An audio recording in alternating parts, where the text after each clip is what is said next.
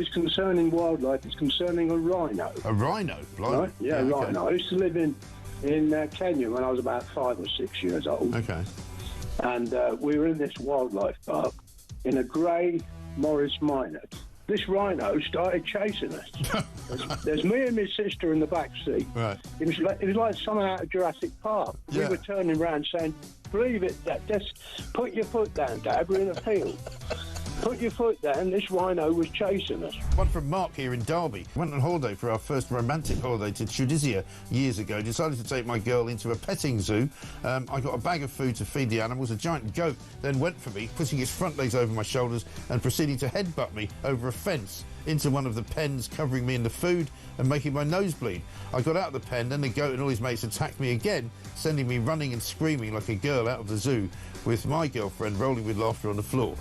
A tarantula climbed up the bottom of the bed on the sheet. Yeah. And it walked all the way up. It's eyeball to eyeball. Wow. And I thought to myself, what am I going to do when it climbs over my face? But then a miracle happened. It raised its 2 front legs and waved them around. And then it turned around and walked down the side of the sheet. Boris Johnson had been attacked by an ostrich. The former PM was enjoying a safari trip with his family when the bird leaned into his car and went oi oi and pecked his hand. In footage shared online, he quickly jerked from the ostrich. Don't dirty minds away from the ostrich, and shouted, "Oh, Christ, get hell," before driving off. And so I just set it out there. Have you been attacked by an animal? When I was about 7, says Trevor Jenkins, on holiday in Spain in the 70s, a monkey pulled my long hair. It was long because it was the 70s. I was in floods of tears. And as the family car drove out the car park, an elephant ripped off the car mirror. We got the message. Spanish animals aren't to be trusted. Jeremy, Brittany here from the United States. I was spurred by a rooster in my right foot a few years ago. Spurred? How do you get spurred by a rooster? One here from Dan in Hampshire. Morning, Mike. Is an Aussie that has been dive bombed by our version of the Magpie, which is much bigger. Across the UK, on DAB+, on your smart speaker, on your smart TV, and on your side. This is Talk.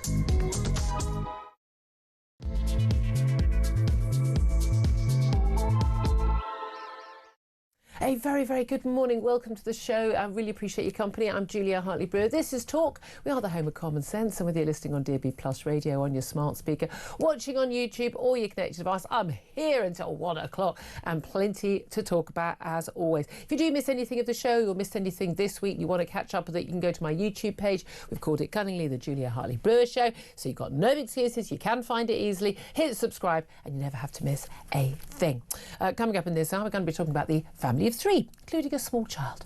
Of course, that would be exactly who they would choose to come to be the first asylum seekers to come to Britain under Keir Starmer's one-in, one-out exchange scheme with the French. The Home Office announced that the family had been flown into the UK on a commercial flight, of course, organised and paid for by the British Embassy in Paris. Actually, it was paid for by the British taxpayers because we foot everything. The British Embassy in Paris doesn't have any money. It's just our money. We won't know who they are, won't have any details about them, but they're going to be here in return for the, I think, 4 we've now got rid of. But we are looking at some 2,500 in total arriving here in return for the ones we do actually deport, assuming we can. And here's the question, though. How many of those that we do actually grant asylum to are actually genuine? Because I think you and I are pretty sure that not as many of them as genuine as those asylum tribunals and the Home Office think they are.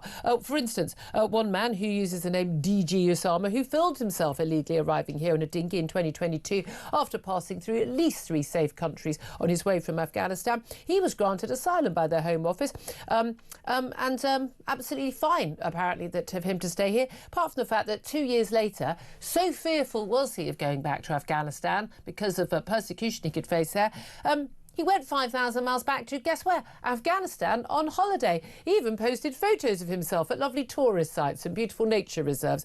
Home Office has done absolutely sod all about it since, even though he's quite clearly not a legitimate asylum seeker. Don't worry, we're still footing the bill for him. It's amazing, actually, really, how he had the money to pay for a 8-week holiday. I mean, even I don't get 8-week holidays, guys. Anyway, we're going to be talking about that. Plus, we're going to be talking about Andy Burnham. Is he the king over the water to take over from Keir Starmer? He says Labour MPs are asking him to stand. First, though, he's got to actually win a nomination for a Labour seat that becomes vacant. Then he's got to win a by-election and then win an election in the parliamentary party, all while we have a sitting Labour Prime Minister, ostensibly with a majority of 160. I'd love to hear your thoughts on that. Plus, more problems for Keir Starmer's Chief of Staff, Morgan McSweeney. He did, we now know, according to emails, ignore clear warnings in writing from the Electoral Commission that he did have to declare £740,000 worth of political donations to his think tank Labour Together. He failed to declare them, later claimed on the advice of a lawyer it was an admin error. Over 3 years he failed to do that. Now the Electoral Commission has fined them. They say it's all done and dusted. The Labour say it's all done and dusted. But these new emails that have been leaked out one by one this week do suggest that there's a possible question of criminality should the police get involved. We'll talk about that. Plus, male offenders are still being held in a women's prison in England, despite the Supreme Court ruling expressly stating very clearly in April that sexes must be segregated. Ministers have admitted that 5 trans-identified men are still being held in HMP Downview in Surrey, despite concerns they could pose a risk to female prisoners. It's really very simple, isn't it? If you're a man, you're in a man's prison. I don't know what's complicated about that. We'll talk about all of that, plenty more besides, loads to talk about on top of that as well. And all of it with Philip Ingram, MBE, former senior military intelligence officer, who joins us regularly on a Thursday. Good morning to you. Good morning to you. Lovely to see you. Thank you very much indeed for joining us. Do want to start with conversations about some of these migrant stories because they are just infuriating. But our question to our audience today, although, as you always know, guys, call it about anything you want, you get to decide. But I particularly want to know about your thoughts on Andy Burnham. He is the Mayor of Greater Manchester. He's a very popular mayor. He won re-election. He's a good political performer. He's good on the telly. He played a blinder for the people of Manchester during lockdown in terms of getting extra money for them. He looks set to challenge Keir Starmer for the leadership. There are an awful lot of hurdles along the way, but he's not being shy about it. Interview after interview saying, whoa, people are calling on me. Labour Party conference starts this weekend. We've got some very difficult elections coming up next May. It could be very difficult for the Prime Minister. Got the November budget as well. That's going to be pretty hard going as well. So is Andy Burnham the answer? Do you think he would make a better Prime Minister? Would you support Labour once again, maybe? Would you consider going to Labour if Andy Burnham was leader? Or do you think he'd be just as bad or even worse than the current incumbent? I would love to hear your thoughts. Give us a call. 0344 499 1000 is the number to call. You can text us on 87222. You can get in touch on X at Talk TV. Calls, of course, are charged at the national rate. Text costs £1, standard network rate message. Philip Ingram, I'll come to your thoughts on that in a moment. But first of all, can we talk about this first arrival? Yesterday on air, I was literally going, when are we hearing about these people supposedly arriving? We were told last week they got 1 away. Now we're told a total of 4 people finally got sent over to France. I mean, whoop, whoop. I mean, get the confetti out and all the streamers and the party. Oh, 4 of them, yes. I mean, really, if you're just listening to that would have been really weird without the hand movement. But anyway, and finally the hand movement was weird. It was all weird. Sorry about that. And then a family of 3, parents and a small child. They've become the first asylum seekers here. It's interesting, isn't it? It's a family with kids as opposed to young men in their early 20s who are getting. But I mean, what do you make of this? The first one in, as opposed to the one out that we've seen. I've got a question as to whether this family unit counts as one of the 1 in, 1 out. Good point. Or whether, because there's 3 in it, it counts as 3 of the 4 that have gone out. Does the child count at least? I mean, well, again, exactly. Going to go to school, going to need housing. Exactly, and this is where the government is being very opaque in its statements. But also, they have to have had some link with Britain.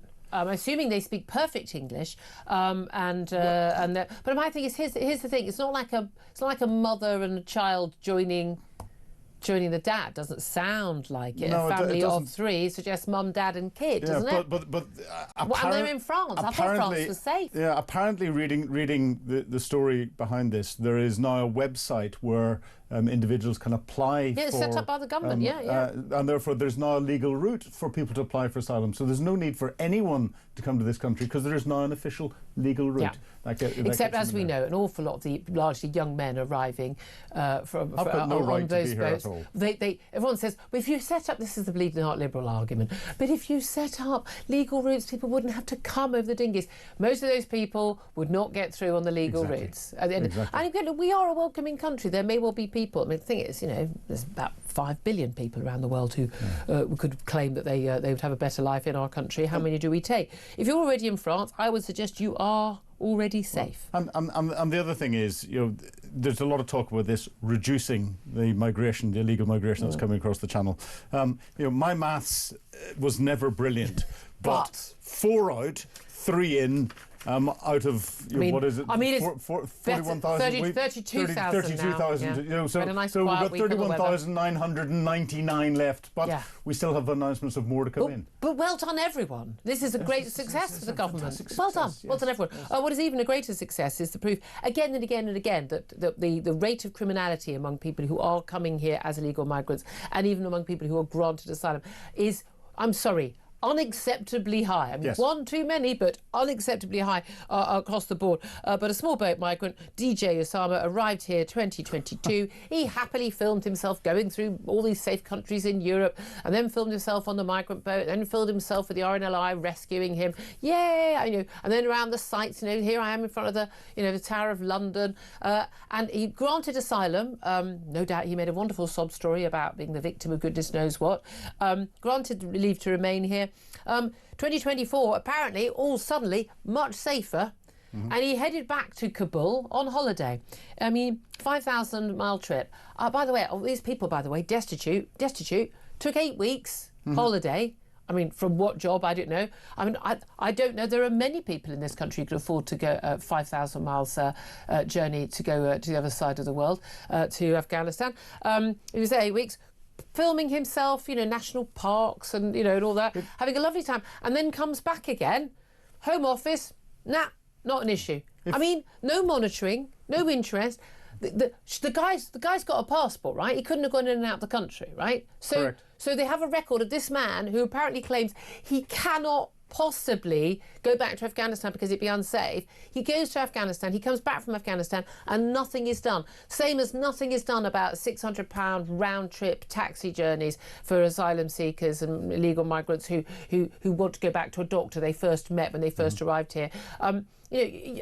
Stuff that is just not remotely available to ordinary Brits. The Home Office is just that they are incompetent. They're, I would say, malign in terms of their willingness to allow these people into this country, and they just don't care about taxpayers' money or safety. Criminal spending of taxpayers' money. There's one more movie that should be made about this guy that went off to Afghanistan, and that's the movie that is from the police body cams as they kick his front door down. They arrest him aggressively. They take him straight to Heathrow Airport or any other airport. They will pay him £2,000 to get on a plane. And pay him nothing and shove him on an aircraft. And if they can't land in Afghanistan, give him a parachute and drop him out. I'm sorry.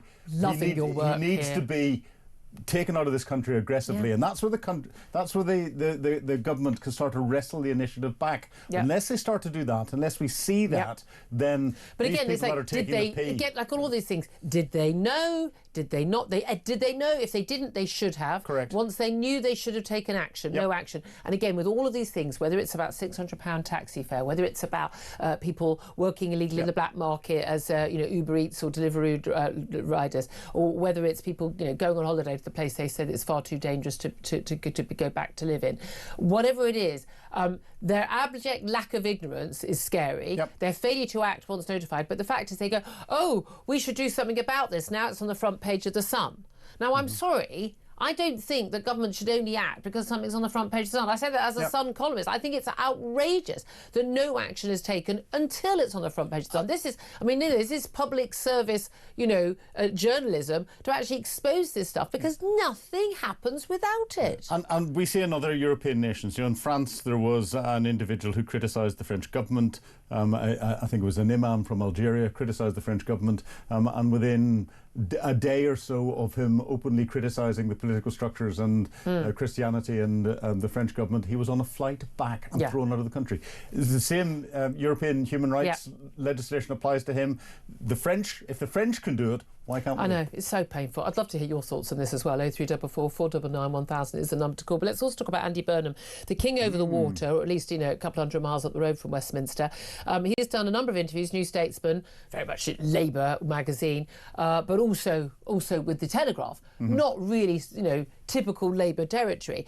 He is the mayor of Greater Manchester. He's a fairly popular figure. He's very camera friendly. I mean, he was a regular on the show during lockdown. He fought a very good fight for people in higher tiers in Manchester from to get extra help for businesses and individuals, and became I think that was really the making of him as someone who tried twice and failed to become Labour leader, but he's basically being seen as the great white hope for Labour. Lots of Labour MPs were told, muttering about he's the only one. You look at the cabinet, you go, well, who else is it? Angela Rayner, Rachel Reeves, Wes Streeting. I mean, he's desperately trying to sort of move to the left, but he's seen as too much of a Blairite. I think remember, Labour Party members are basically Corbynistas in their hearts. They really are. But he's being touted, and he's certainly not saying, he's not doing the usual, oh no, I'm completely loyal. No, he's not even saying that. He's saying, well, people are asking me. Quite a lot of hurdles, aren't there? He's not an MP. Small point worth making. You need to have an MP seat comes free and a safe one. There aren't many safe Labour seats around Manchester anyway. At the moment. Even if one did come free, how do you make sure you get the Labour nomination? Now, there was an MP who was going to leave for ill health. He's been talked out of it, basically. No doubt been promised a peerage or something in return. A nice cushy job somewhere. That's how these things work. So he's got to wait for a by-election, and then he's got to become the candidate. He's got to win. Reform will throw the kitchen sink any of these events. And then, of course, giving up being the mayor, and then you become a backbench MP. You lose your fiefdom, you lose your power base. Would he then be able to challenge Keir Starmer? Opportunities arising, budget. It's going to be very difficult. May elections, you've got Scottish Parliament, Welsh Assembly, all the London boroughs, various mayoralties, and otherwise. I mean... And the scandals that are going throughout the Labour Party at the moment as Non-stop incompetence scandals. Exactly. But here's the thing, is he the answer, given that a lot of the criticism of the public is that the party is Keir Starmer's too left-wing. Burnham wants to take the party further to the left. More borrowing, higher taxes for the rich, 50% tax, which will lead a load of them going, bye-bye, and then not paying tax anymore. What do you make of his chances? Andy Burnham, when it comes to national issues, is doing what most politicians, no matter what flavour they are, but Labour are specialists at it, is saying what he thinks that the wider party and the people that support it want to hear. He's done good things in Manchester. You can't knock him for that. I think he's been a great mayor of Manchester. I'd love to have him as mayor of London, frankly. And he comes across very well, as you said, on television and when he's articulating things. But just before the Labour Party conference, to turn around and call Keir Starmer effectively incompetent, and it's quite clear he's up there and stalking for the leadership at a time when the Labour Party is suffering real issues. Both within government and those that are advising government. This is not a good move. No. And we're going to start to see further backbench rebellions, I think. But there's also going to be a backlash from Number 10. Of course there is. And we're definitely going to start seeing that. There's going to be some stories. They'll support the Reform candidate that stands against them. I mean, they really would, wouldn't they? And again, at the end of the day, it would be up to the NEC, which Keir Starmer has large amounts of control over, to decide who is going to be the candidate. Surely you're just going to block him. But then that also shows you frit if you know that this is an option. Bear in mind, Boris Johnson with the Tories, when he came back in as a backbench MP to then lead the party to that electoral victory. The question is whether Andy Burnham is what the country wants or needs. And again, more borrowing, higher taxes. He wants to. One of his big things is he wants to raise council tax. People in the South East in more expensive homes. Those will be those homes that people don't want necessarily to spend more money on. They haven't got a choice if you want to live in the South East and you work here, and you're having to pay a ridiculous amount of money for a sort of 3-bedroom family home, which you could get for a few $100,000 anywhere else in the country, and people having to pay over $1 million, mortgaging themselves to their hills. It is. People think, people are like, oh, they're swanning. If you look up like a £1 million property anywhere in the country other than the southeast, it's got a tennis court. It's got a pool, okay? £1 million property in London could be a flat, for goodness sake, and we're not talking Mayfair. So, I mean, but he's talking about wanting to rejig all of the council taxes. You do that, you're going to upset more people than you please. People won't like it, and that's the reason why it's not been since 1987, I think, the last time it was done. And there's another immediate issue, and something Labour have never really been able to get their head around. If he comes in, he's another white, pale, male, stale individual. It is hilarious that the Labour Party that is so obsessed with diversity, equity and inclusion. Can't get a leader. First woman this, first woman that, ethnic minority this, ethnic minority that, and they just go from one white straight male. I couldn't care less. I've no interest whether you're a man or a woman, black or white. Doesn't matter as long as you're competent. I mean, competent would be a bare minimum. That's the criticism that'll come in straight away. Talking of old male, pale and stale, again, which I don't think should be... We're talking about me again? Yes, sorry. Boris Johnson. You could give him a run for the money on the hair front, couldn't you? Boris is much neater. I think he dyes his. I don't think it's still blonde at his age. He's older than me.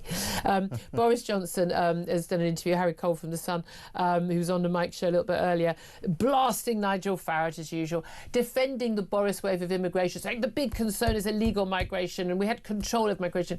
Yeah, and when you had control of it, we didn't expect you to bring in 1.2 million illegal migrants, mate. That wasn't what we asked for. It wasn't the deal. I mean, here's my thing. I don't know why people are still treating him as a serious person anymore. He's a busted flush. There are so many people who still think that he could come back. I mean, seriously, over my dead body, that man is back in any position of power over anybody in this country. Everyone said that after Trump's first term. And Boris has got this presence and the buffoonery and everything else. Trump didn't alienate his own supporters. Starmer alienated Brexiteers, people, libertarians, people, But everyone in Britain is alienated at something, and therefore, Boris has got this twinkle in his eye that can get people to go, oh, I know he was like that beforehand, but it's just Boris. No, I mean, literally, no. We'll see.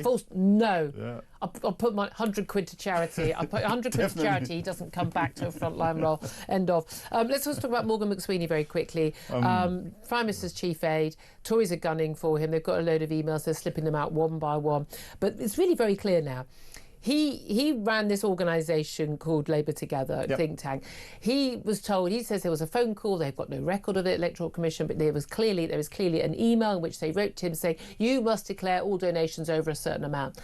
He did not declare those donations. They were then later fined. And they were fined because for 3 years he didn't declare donations. His legal advice, we've had that published as well in leaked emails, was very clear that, you should say that it was an admin error. But there's an email now showing very clearly he was told categorically you must declare all of these donations. And he didn't do it.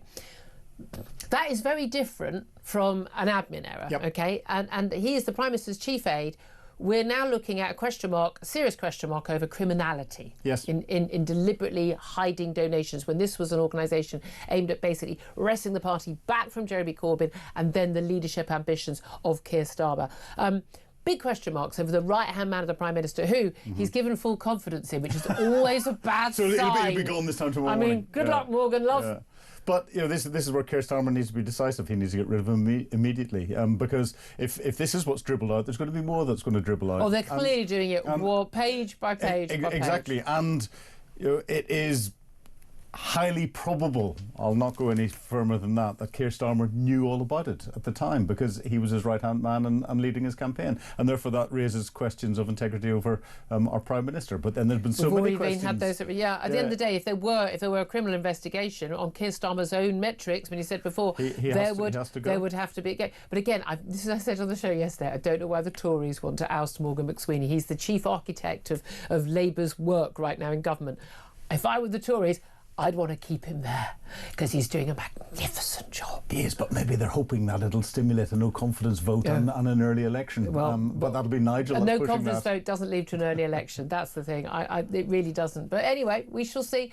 Who knows? Never say never in British politics anymore, apart from Boris Johnson coming back. 100 quid. I nearly got it. No, apart from that. I'd love to hear your thoughts on all that we're discussing. There's plenty more besides I want to get to, including President Zelensky's warning to UN once again about, that Russian aggression will spread beyond Ukraine. It already is. These cyber attacks we're seeing and calls, and the like. I'd love to hear your thoughts on anything and everything we're talking about. 0344 499 1000 is the number to call. Up next, your thoughts on Andy Burnham. You're getting on the lines. Do you reckon he would make a better Prime Minister than Keir Starmer? I mean, to be fair, so would this mug. Is it a very high bar? We'll talk about that. This is Talk.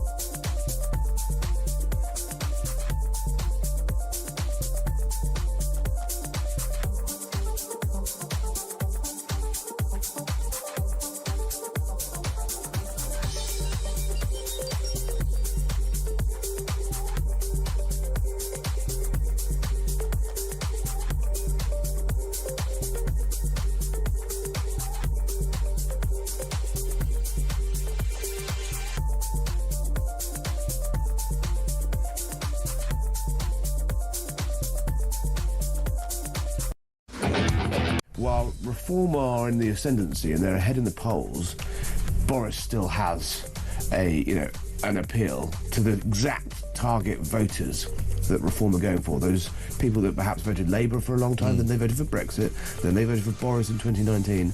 They're disappointed with the government, they're disappointed with the Tories, but Boris is the one that could, upset the Reform apple cart.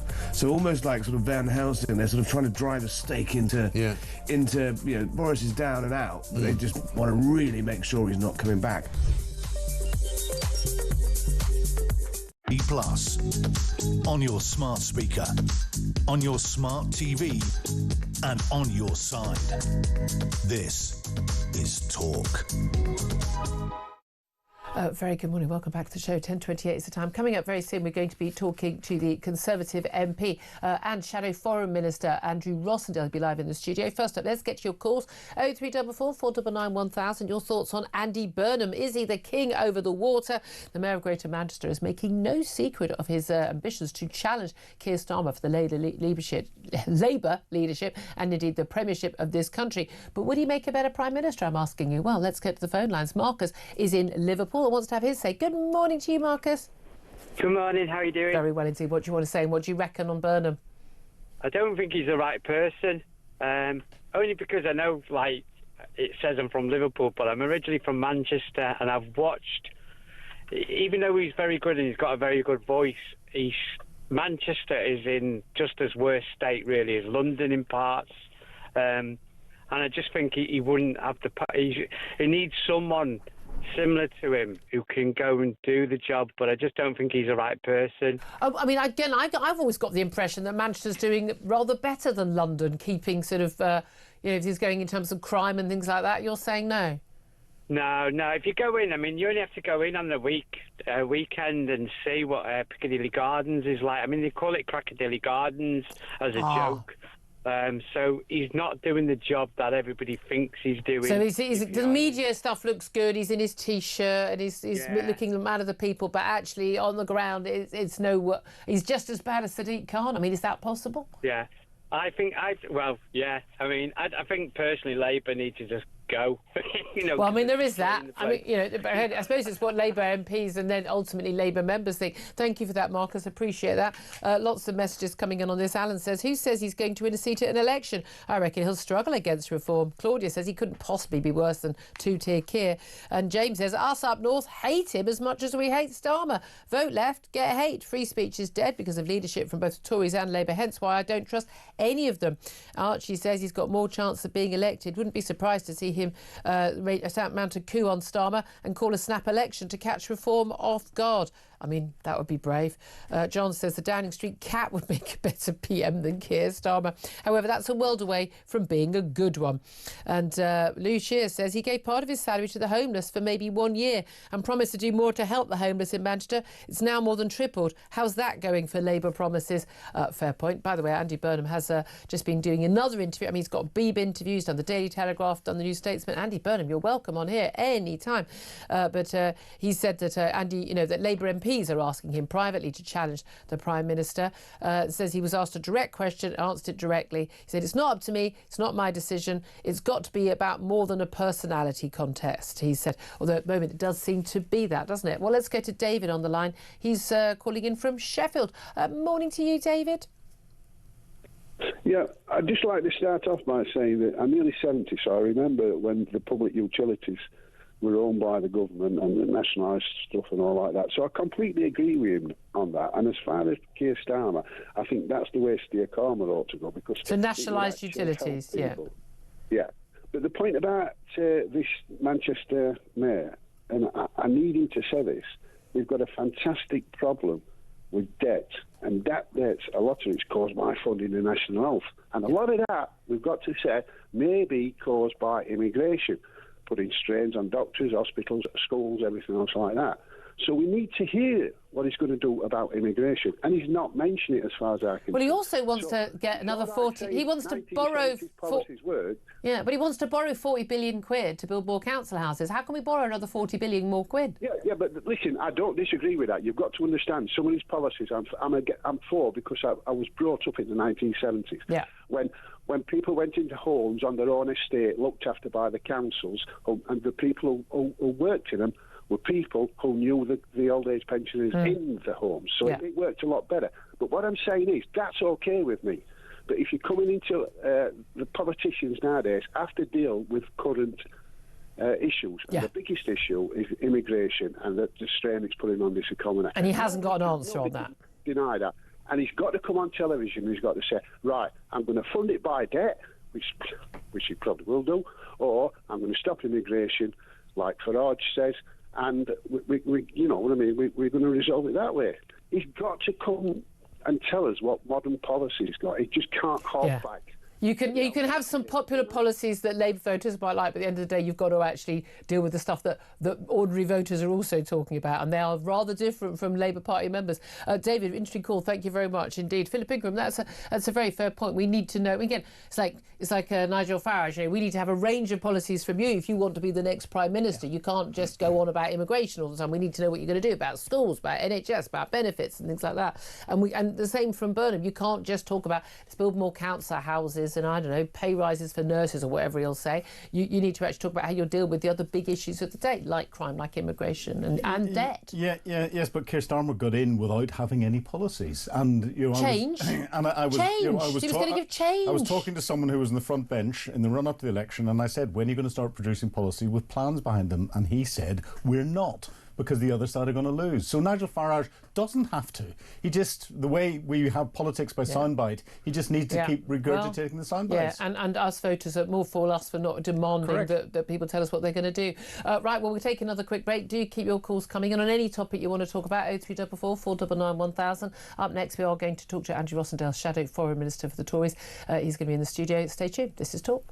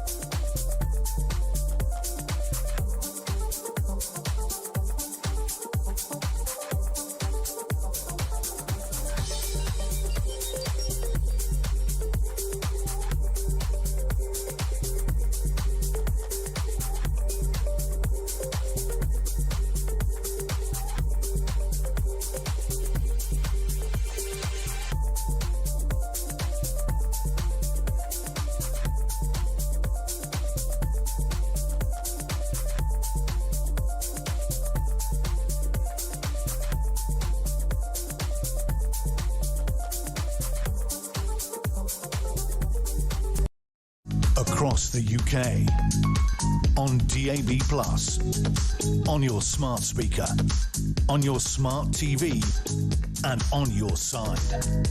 This is Talk.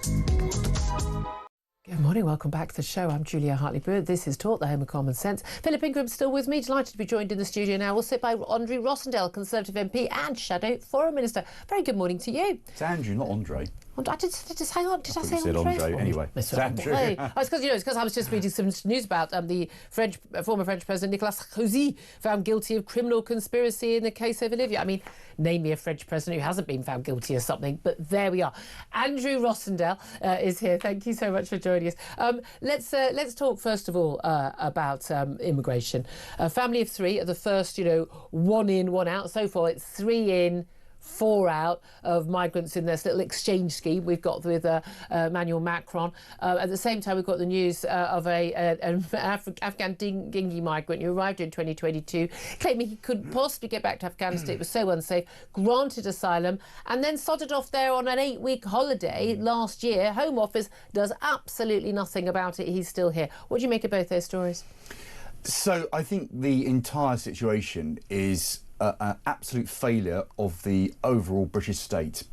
All governments and the civil servants, all officials involved in this have I think you were saying failed. This when the Tories were in charge too, to be fair. Absolutely. No, I've said all political parties have administered what has been a complete failure of policy in terms of protecting our borders, preventing people coming into our country that shouldn't be here. So the British people have really lost patience in this. The stories you've just mentioned, the new policy of 1 in, 1 out, well, no one believes that's going to have any serious effect. The idea that an Afghan refugee comes here fleeing persecution or potential persecution and goes to Afghanistan on holiday, I think it shows that the whole thing is a complete and utter shambles. And what's needed is for our government, it's currently a Labour government, I'm not sure how long it will be a Labour government, the way they're going. We'll come to that. But what is needed is the government to act in the interests of the United Kingdom. Get rid of the ideology, get rid of all the blocks to solve these issues, legislation that we've passed, ECHR and all the other things that we've discussed. But why would you ever think they would actually do that? I mean, with the Conservatives, I thought there was a will, vaguely, but absolutely no willingness to find the way, certainly in time. With this lot in Labour, for a Labour government, I don't even think there's a will.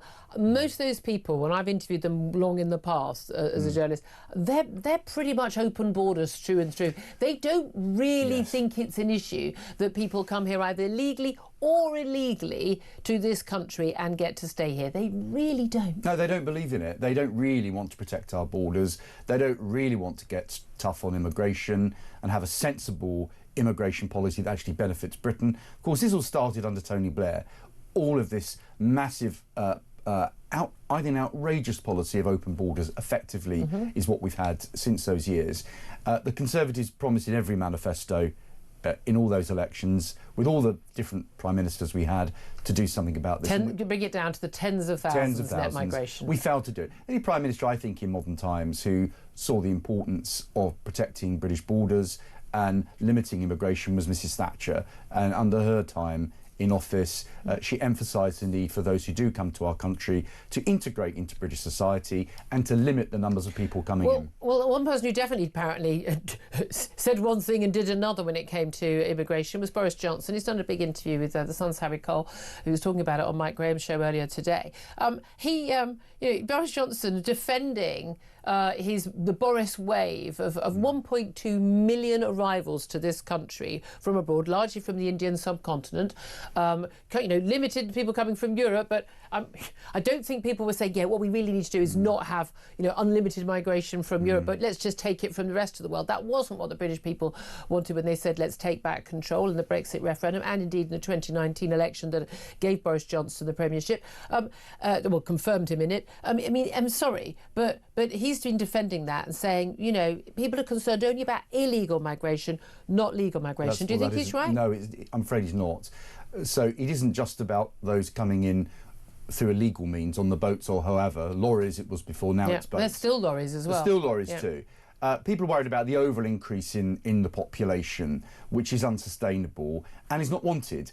And also, we have harmed our own economy by bringing people in who are ultimately not economically productive, in the sense they're not overall contributed into our society. We were told they were a benefit to our economy. We were told, but that was not true either. And also, Julia, it's the cultural changes in towns and cities across the country. My constituency is Romford. It's just on the outer edges of Greater London. It's Essex, as you know. But people there are very disgruntled at the failure of all governments to tackle this problem. They see the changes in our local community, and this is replicated across the country.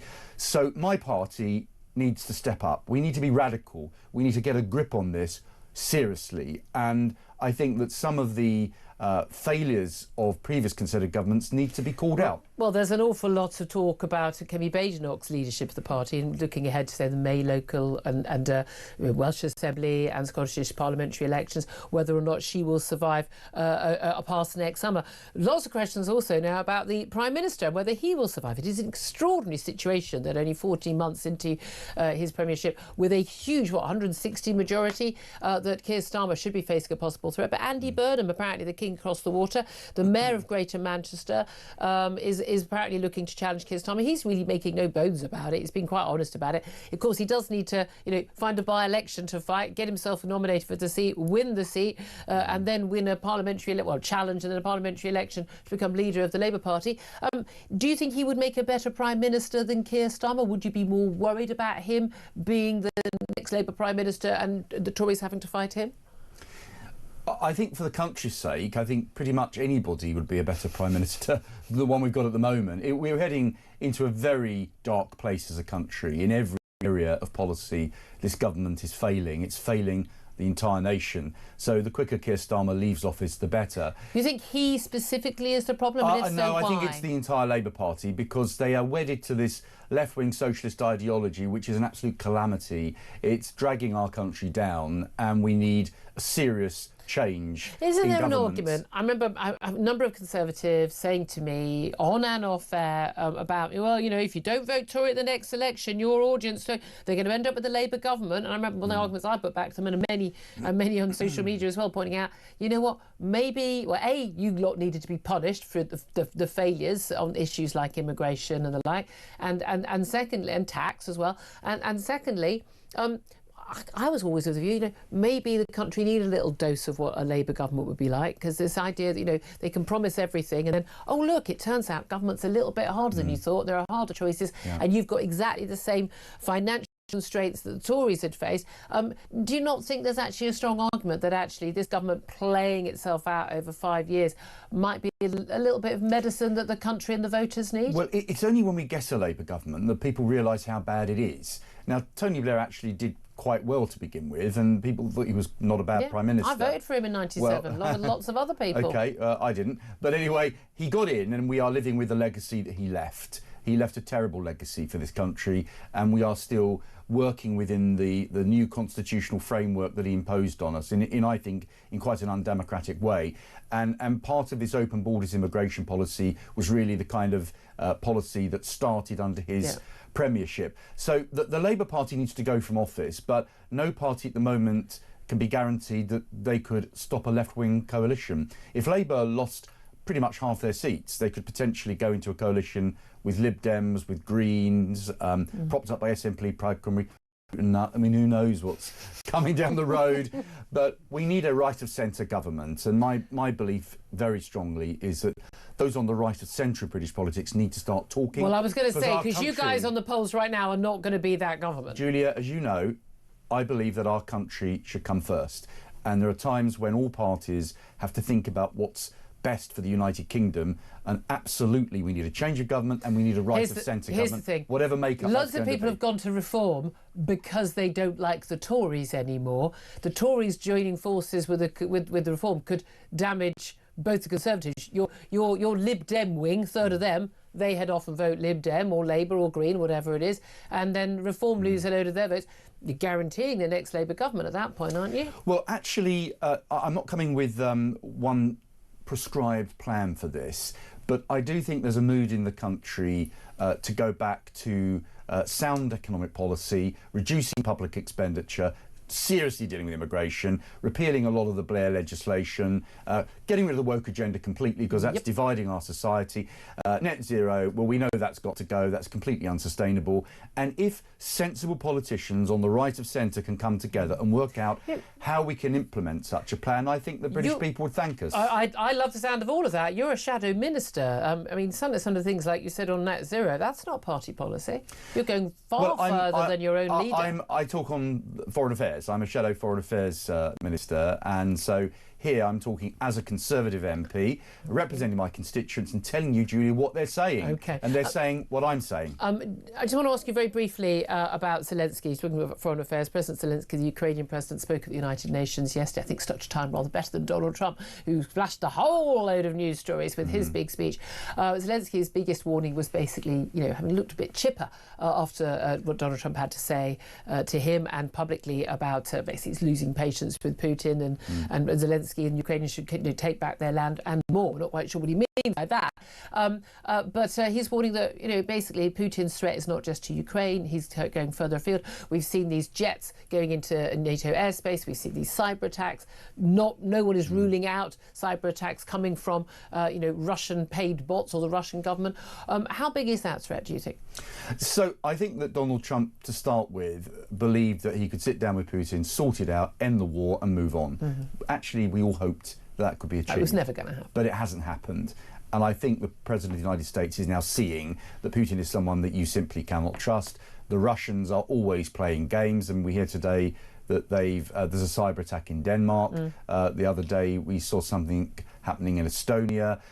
I think that at a time like this, NATO countries need to stand together. And do what? We need to support each other when we're under attack. And that's the entire purpose of NATO, to make it clear to the Soviet Union or Russia, it's almost like the Soviet Union again, because that's what Putin wants to create. He wants to recreate that system. How do we make it clear? So we have to make it clear that NATO is not going to be soft. How do we make it clear? Well, first of all, every country needs to pay their way, and Germany hasn't been paying its way. We don't. Well, we have paid our way far more than others.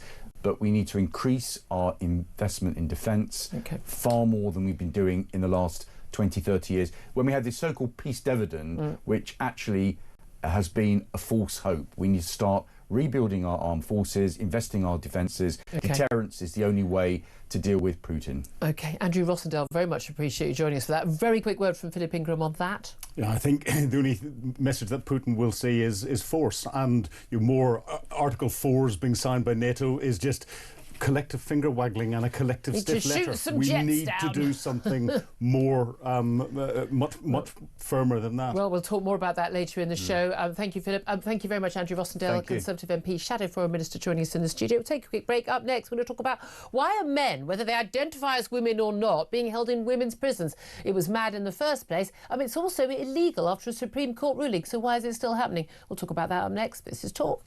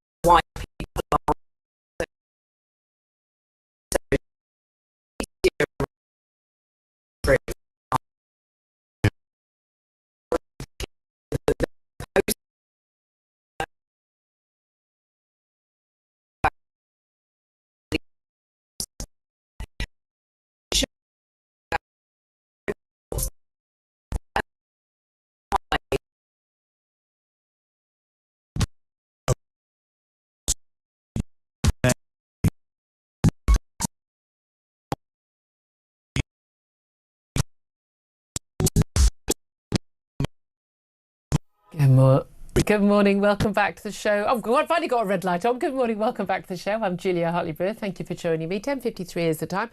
Let's turn our attention to what's going on behind bars. Not the bar, but bars, where women's prisons are supposed to be for, oh gosh, can anyone guess? Oh, women prisoners, yes. Well, apart from when there are men in there. They call them trans women, but they're actually trans-identified men.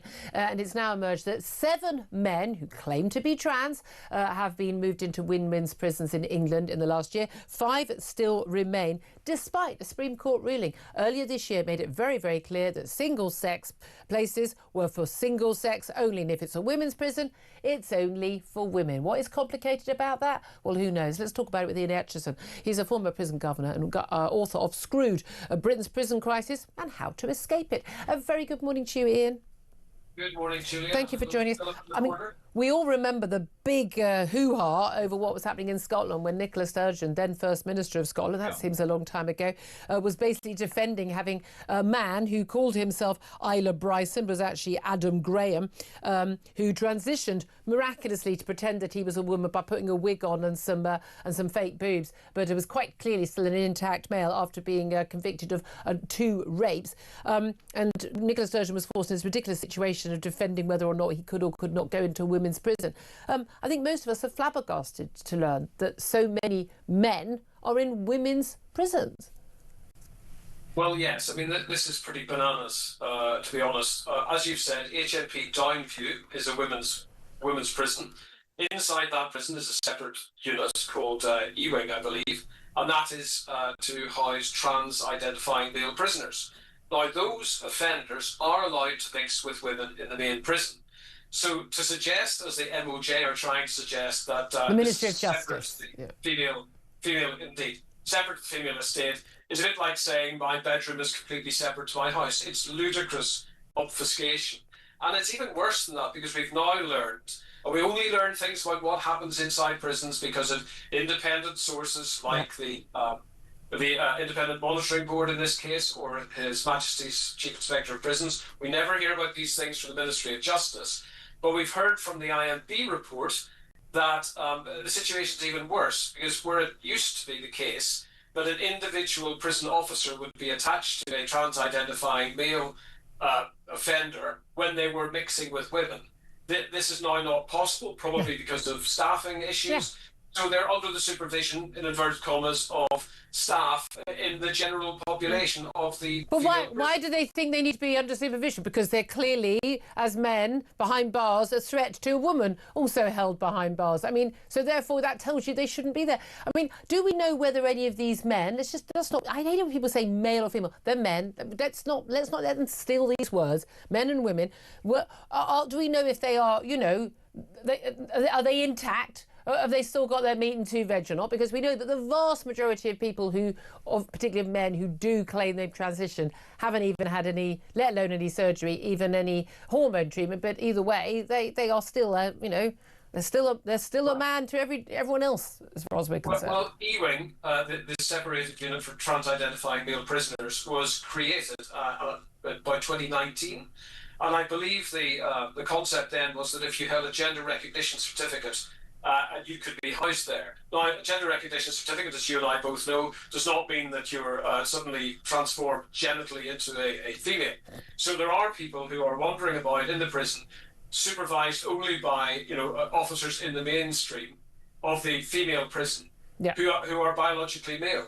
Now, anybody that's worked inside a female prison will know how demanding and needy those environments are. So the idea that 1 or 2 officers with, in an environment with maybe 20 or 30 female prisoners, many of whom, let's not forget, Julia, have been in prison with offences connected with them being sexually or emotionally or psychologically abused by men, to suggest that that is an appropriate way of supervising then pretend, in fact, that E-Wing is not part of the female estate is nonsensical. I mean, it's madness, and it's cruel. And we know there have been cases, not just in Britain, but also in America as well, where, trans-identifying men have gone into prison cells with women prisoners and have sexually assaulted them and have abused them. There have been rape cases as well. I mean, this is not a figment of people's imagination or a possible. This has actually happened. And we also know that the rate of men behind bars who claim that they are trans, okay, let's just call it, they claim that they are trans, is much higher among prisoners who have been convicted of violent sexual offences. And this will come as a big surprise to all of us, that those are the men who want access to vulnerable women behind bars. Right, yeah, I mean, you're absolutely right. There's an overrepresentation. The last time statistics were released in male prisoners who identify as women who've been convicted of sexual offences. There is a very simple way to solve this problem, and I've been talking about this for years, okay? These prisoners, these offenders who are trans-identified male offenders, are entitled to serve their sentence with dignity and safety and respect. The same things, incidentally, that are due to female prisoners that are subject to potential harm by them.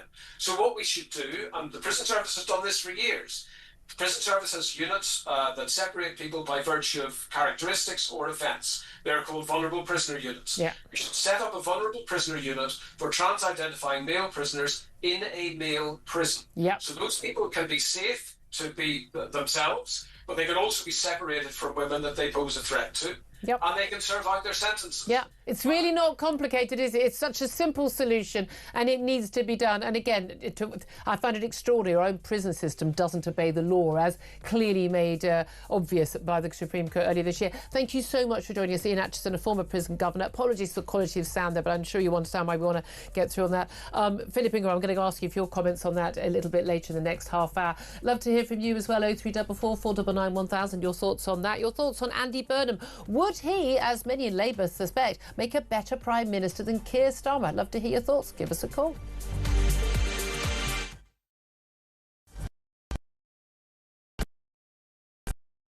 Springtime, the folk in this village need to use the old Aussie trick to stop.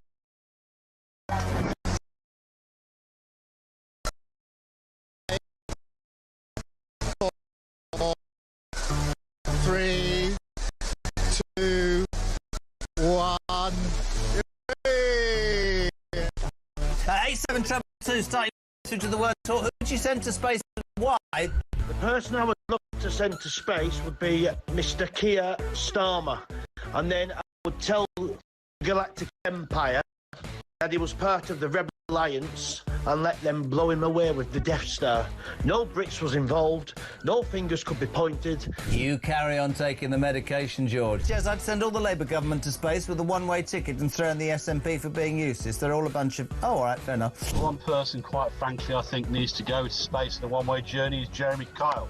He goes on about his age one more time, how he's 60 this year, he was 59 last year, repetitively over the course of the weeks and months. We have to hear him, I'm 60 this year, I'm 60 this year. Richard Tice, did you put that cheeky bugger up to that? I'm hoping he's going to send me the invoice because that was absolutely brilliant.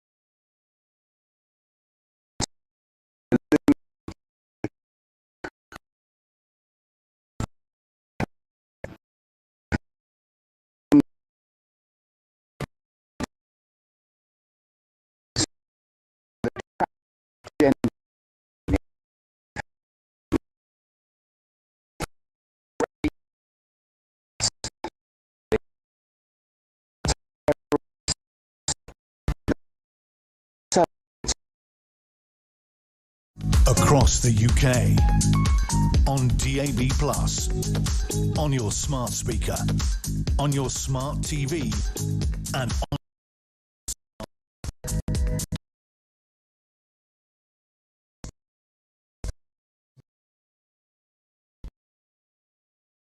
A very, very good morning. Welcome back to the show. It's 2 minutes past 11 o'clock. This is Talk, the home of common sense. Thank you very much indeed for your company. And whether you're listening on DAB Plus radio or on your smart speaker, whether you're watching on YouTube or your connected device, it's great to have your company. I'm Julia Hartley-Brewer, also joined by Philip Ingram, MBE. He's a former senior military intelligence officer and joining us throughout the show. Good morning once again to you. Good morning to you A little again. flag up about what we're going to be talking about in the next hour. And don't forget, if you do miss anything of the show, you can go to my YouTube page, Julia Hartley-Brewer Show. Hit subscribe and you'll never have to miss a thing. But we are going to be talking more about the latest migration stories, where we've got a family of 3, including a small child, who've become the first asylum seekers to come to Britain under Keir Starmer's one-in, one-out returns deal with France. Basically, it's the exchange scheme, isn't it? We've got 4 out, just about, and we've got 3 in. Let's see how well that works. I don't think those numbers are going to stay that good for us, but there we are. Home Office announced they've been flown into the UK on a commercial flight. No doubt they've done another one of those expensive either Air France or BA flights. These people have never heard of Ryanair. They really haven't. Paid for by you and me, as this asylum-seeking family will be for the rest of their lives. Just so you know, paid for by you and me. Meanwhile, the Mayor of Greater Manchester, Andy Burnham, has said the Labour MPs are privately urging him to challenge Keir Starmer for the Labour Party leadership. In numerous interviews he's done in the last few days, and Mr Burnham, you're so welcome on our show. Do come and have a chat. He's accused the Prime Minister's administration of creating alienation and demoralisation with the party. He set out a range of policies that he believes would turn the country around, including a 50% top rate of tax. Well, I mean, that would certainly turn around rich people in this country because they would just sod off to another country, but also higher council tax on expensive homes in the southeast, and £40 billion of borrowing to build more council homes. I don't know where he's getting that borrowing from because we already can't afford the borrowing we've already done, but there we are. It's also been revealed that Keir Starmer's Chief of Staff, Morgan McSweeney, ignored clear warnings in writing. The emails have been released from the Electoral Commission that he did have to declare that £740,000 in donations for his Labour Together think tank, which he was basically putting together to try and oust Jeremy Corbyn and put Keir Starmer in the role. He failed to declare that. The Electoral Commission fined the organisation, but crucially, did he actually go further than just the admin error that was claimed? Was there any criminal breach there, deliberately just hiding those donations? In which case, should the police, as the Tories have demanded, be called in? We'll talk about that. And 250 Brits every single day are being awarded disability benefits for anxiety since Labour came to power. Disability payments have reached a record high, with 633,000 people claiming for both anxiety and mood disorders by July this year. We are going to hell in a handcart. In 10 years' time, China will just be ruling us. Let's just give in to it now and stop fighting, is what I would say on that basis. All that coming up, plenty more besides. Love to hear from you on any of the big topics we're talking about, but in particular, I want to hear your thoughts on Andy Burnham. Do you think he would make a better Prime Minister than Keir Starmer? Love to hear your thoughts. Give us a call, 0344 499 1000. Text the word TALK in your message to 87222. Get in touch with us on X at Talk TV. Calls are charged at the national rate altogether now. And text costs one standard network rate message. Those bits I have to say. Philip Ingram, as I say, joining me once again. Should we start with Andy Burnham in this hour?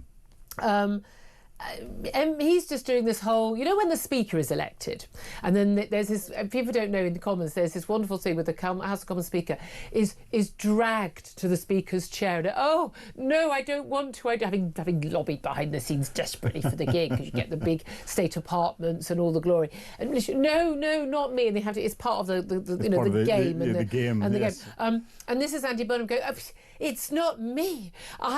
Moi, the Mayor of Greater Manchester, I'm just trying to run this great city of Manchester, but all these people keep telling me that I should run for leadership. What do you make of his chances of becoming a Labour MP again, becoming Labour leader, therefore the Prime Minister of this country, and would he make a better Prime Minister than the current one? Well, I have to agree with Andrew earlier. Anyone would anyone would make a better Prime Minister than Keir Starmer.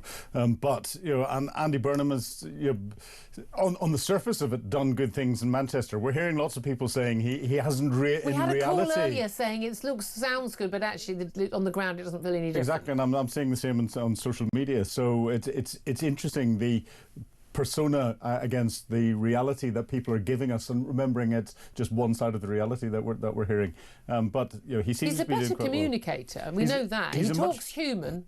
He's a much better communicator, but the challenge of him getting a seat, getting elected backbench and then front bench, and been able to garner everything to take over from Keir Starmer, I think reform would throw the kitchen sink and more at making sure that he didn't get in. Yeah. Well, they would probably be able to block him becoming a candidate, surely. Well, the Labour Party would try and block him becoming a candidate. Reform would throw everything at winning the election and embarrassing the government. Number 10 would back Reform and throwing everything at making sure that Andy Burnham didn't get elected. And then if he did get elected, they'd do everything to try and keep him. There could be a parliament challenge. I mean, again, in fact, the system for mounting a challenge on not just a leader of the Labour Party, but a Labour leader who is in office, they deliberately made that harder. Yes. It's not quite as straightforward, interestingly, as it is in the Tory rules. The Tory one, yeah, they learn from all of that. It is interesting, and again, I do wonder with a lot of people, it's like Keir Starmer being. You can always see he's slightly sort of taken aback and, frankly, a little bit. I'm trying to think, annoyed. I'm trying to think of something off, but I couldn't say that.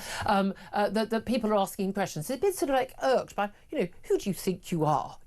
Political editor of a national newspaper or asking me a question. You sort of, and the thing is, you don't get challenged when you're in opposition the way he does as Prime Minister. And I think as Andy Burnham, you just simply have not been challenged the way you would be if you were Prime Minister as Manchester Mayor. And it's interesting, he did run for the Labour leadership twice before, 2010 and 2015. I mean, he lost to Ed Miliband and Jeremy Corbyn. What does that tell you? A, Labour Party membership votes left when it can. Keir Starmer definitely played the left card when he ran back in 2020. Did that cost any money? And where would that money have I don't know, where would that money be in Labour? Well, let's ask Morgan McSweeney. Yeah, exactly. But also that he was called Flip-Flop Andy. Yeah. He changed his mind on every policy blowing in the wind. So it's very easy to say, I'm standing up for the people of Manchester, and we can go, yeah, good for you, mate. Yeah, you're a good mate. You're talking about, this levelling up. Well, when's the money coming? Look after the people in the north. Stop worrying about, another infrastructure project for London. Doesn't need any more, thank you very much. I mean, that's really easy. No one's going to challenge him on that. But when you're like, OK, what are you going to do about immigration? What are you going to do about debt? What are you going to be about the burgeoning welfare costs? He will face exactly the same problems as Keir Starmer does, who face exactly the same problems as Rishi Sunak did, as Keir Starmer did, as Boris Johnson did, as Theresa May did, as David Cameron. I mean, that's the thing. It's you don't escape the problems just because you're the new boy on the block. Yeah, well, and we're seeing him criticising the Prime Minister, but Flip-Flop Andy taking over from two-tier Keir. That's something that is going to be brilliant headlines. Or nothing to see here, Keir, as he's now known, over his top aide, Morgan McSweeney. Again, if Morgan McSweeney is your top aide, maybe that's the reason why things are going wrong. I know he's been talked about as this architect of this Boris amazing... with Cummings, McSweeney with Yeah, I know, this Starmer. architect of Keir Starmer's great thing.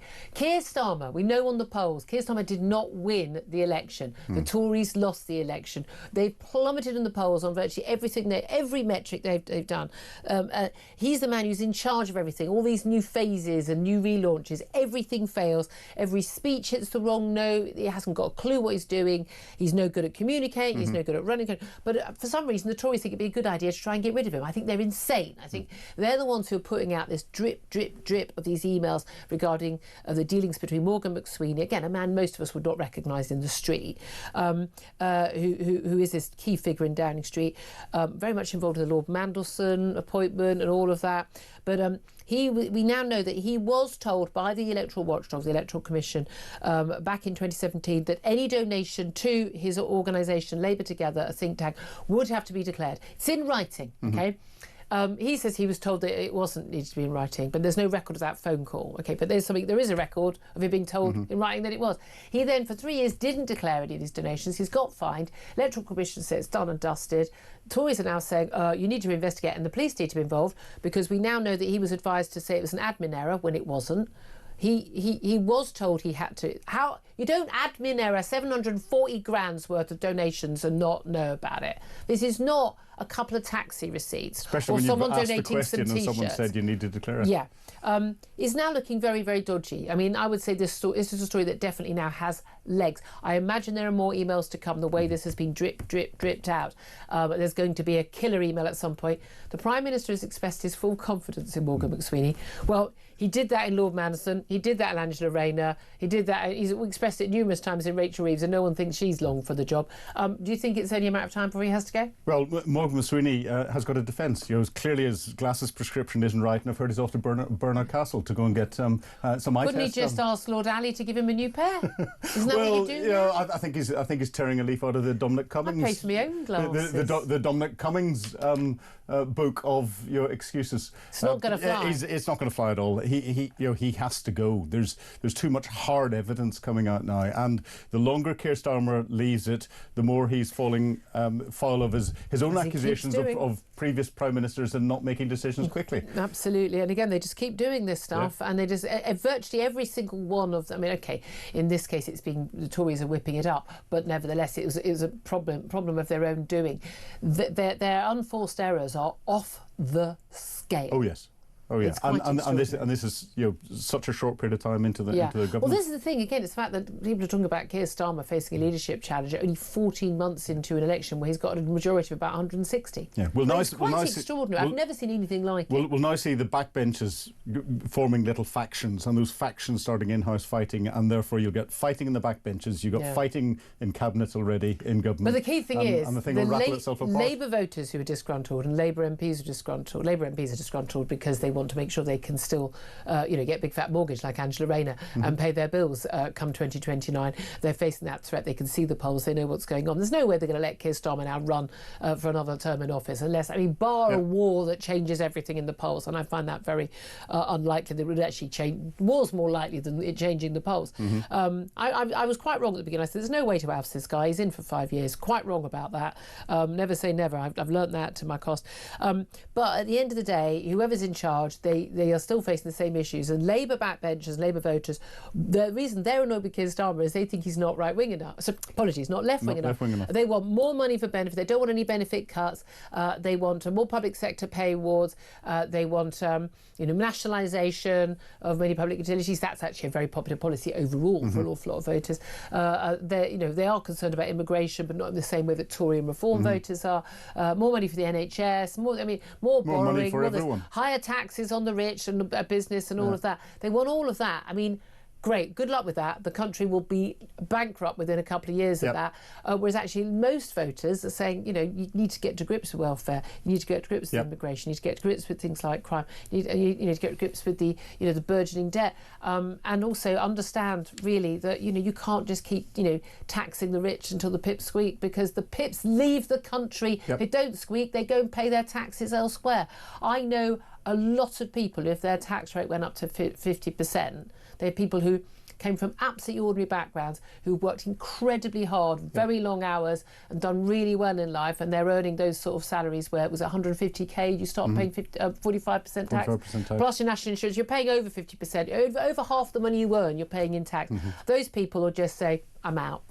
I'm out. And they really will. We know they will, because that's what happens in every country that does that, and that's what Andy Burnham is supporting. But but here's the thing. The thing is, even if they did replace Andy Burnham, do you think it would even change them in the polls? No, not in the slightest. And the trouble is, what Labour is doing, and Andy Burnham is doing as well, is he's coming at things from an ideological perspective, not a logical perspective where he sat down and planned it. Got his sums out, got his calculator out, not Diane Abbott's calculator, but a proper calculator, and worked out what sensible policies would be, albeit slightly left-leaning. He's just coming out with sound bites, and that's what he did in the last election. Exactly. That's why he didn't win it. Flip-flop Andy. Well, we will see. Andy Burnham, you're welcome on the show at any time. Of course, burning on in the background, we've got the background of the economy, low growth, inflation rising, unemployment rising, everything going in the wrong direction, and that budget coming up in November, and there's going to be some horror stories coming out of that. We've also got immigration, horror stories day in, day out, front pages. Even the BBC this week got to grips with, turns out, migrants are getting £300, one way, each way trips to go and see their GPs, and we're paying for it. Even the BBC started waking up to, maybe this is all a bit of a bad idea.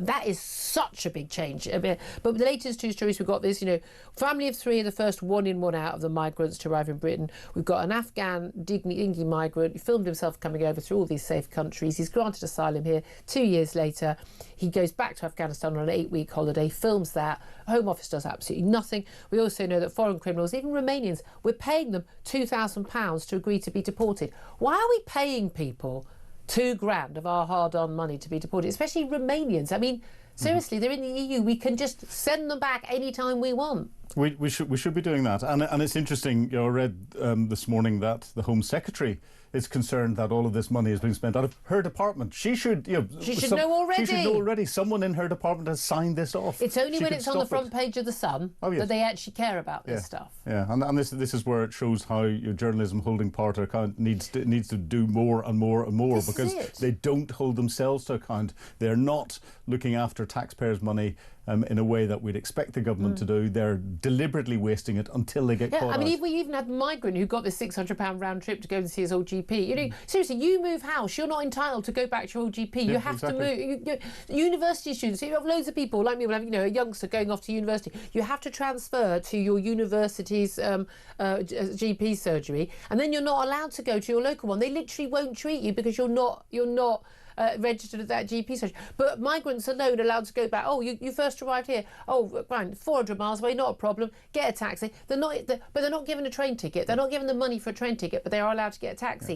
Yeah. How dare the Home Office authorise that? Yeah. I mean, put them on a coach, lend them a bike. Yeah, a train ticket's probably more expensive than a taxi, as someone who takes the train. But other things, GPs are going to migrant hotels to deal with them. When's a GP come out to you or anyone else? They're having their appointments taken up and some of them blocked off for the migrants that are coming through. Sorry, if you haven't contributed anything to this country, you're not entitled to anything. But also, again, if it's an emergency, fair enough. We're a civilised country. Yeah, but well, no, make your own way. Use your Deliveroo bike to go and head yourself to the local custody unit.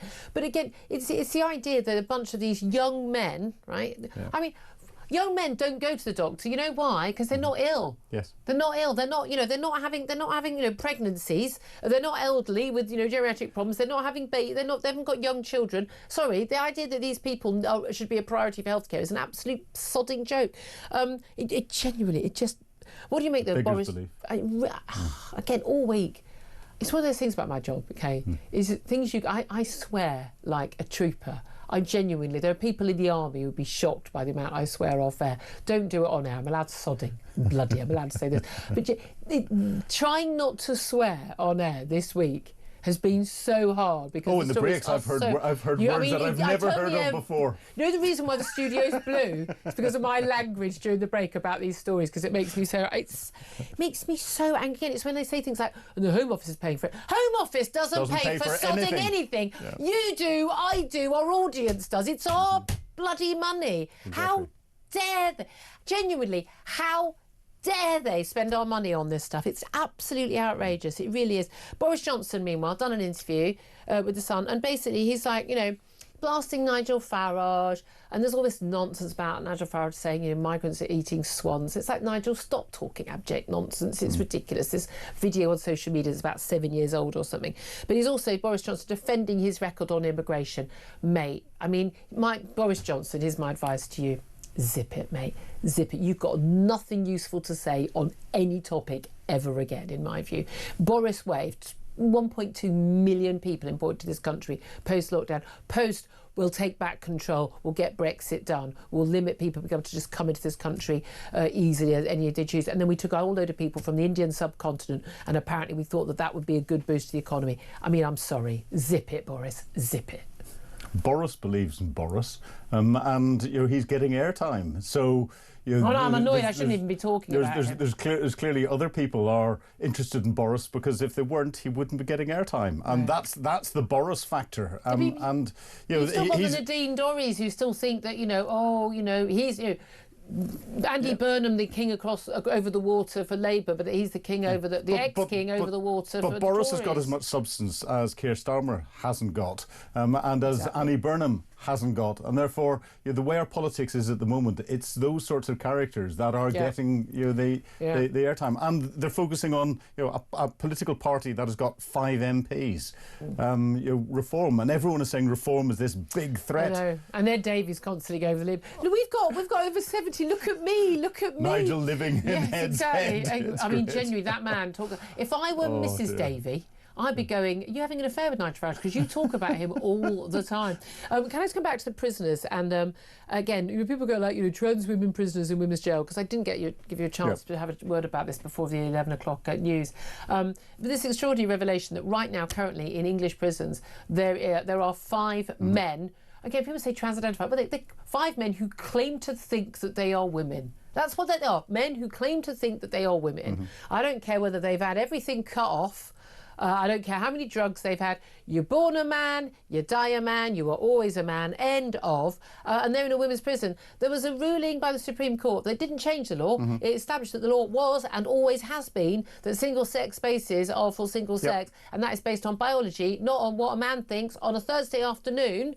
And it's that a single place, a women's prison is for women.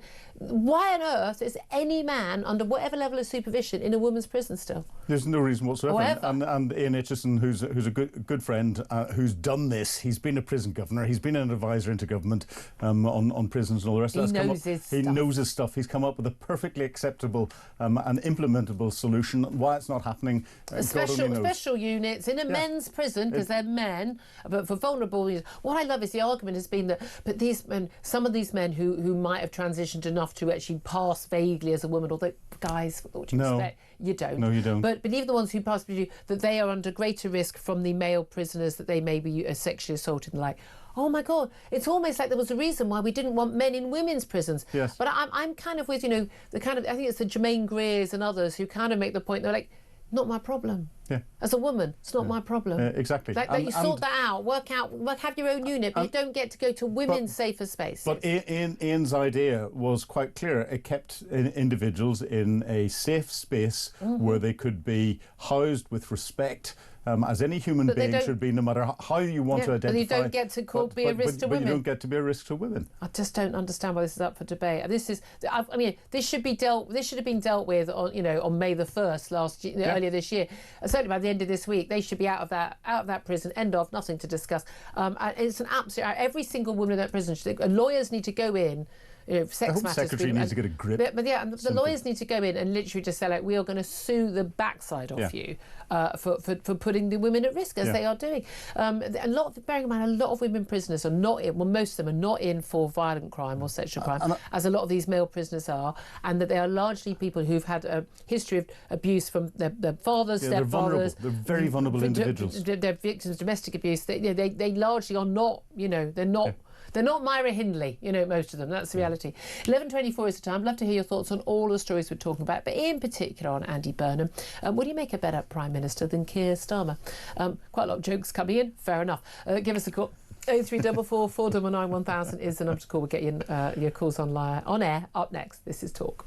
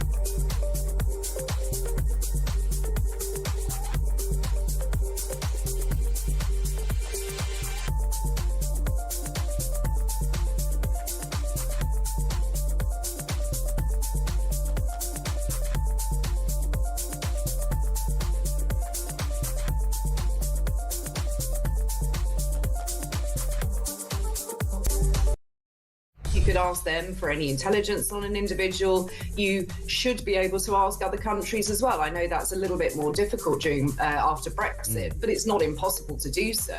But it does make you wonder why people aren't searching through social media records, for example. Yeah. It's very clear that they're posting on those. They have a phone, they have access to the internet, so it shouldn't be that difficult. And why, when we find out these pieces of information, why is it only then that we look at, should this person be in the country? We should be doing that right from the start before even granting leave to remain. Yeah. UK on DAB+, on your smart speaker, on your smart TV, and on your side. This is Talk. Very good morning. Welcome back to the show. 11:28 is the time. Coming up, we are going to be talking to the Deputy Political Editor of The Spectator about what is going on in politics at the moment, plus the former Head of Health Analysis at the Office for National Statistics, that's Jamie Jenkins, about the staggering rise in people claiming disability benefits for their anxiety on a Monday morning. I get anxiety on a Thursday morning just knowing I'm paying for that, but there we are. First of all, let's go to your calls, 0344 499 1000. Malcolm's on the line in Oxford. You want to talk about Andy Burnham, don't you, Malcolm? Do you reckon he'd make a better Prime Minister than Keir Starmer? Good morning. Good morning.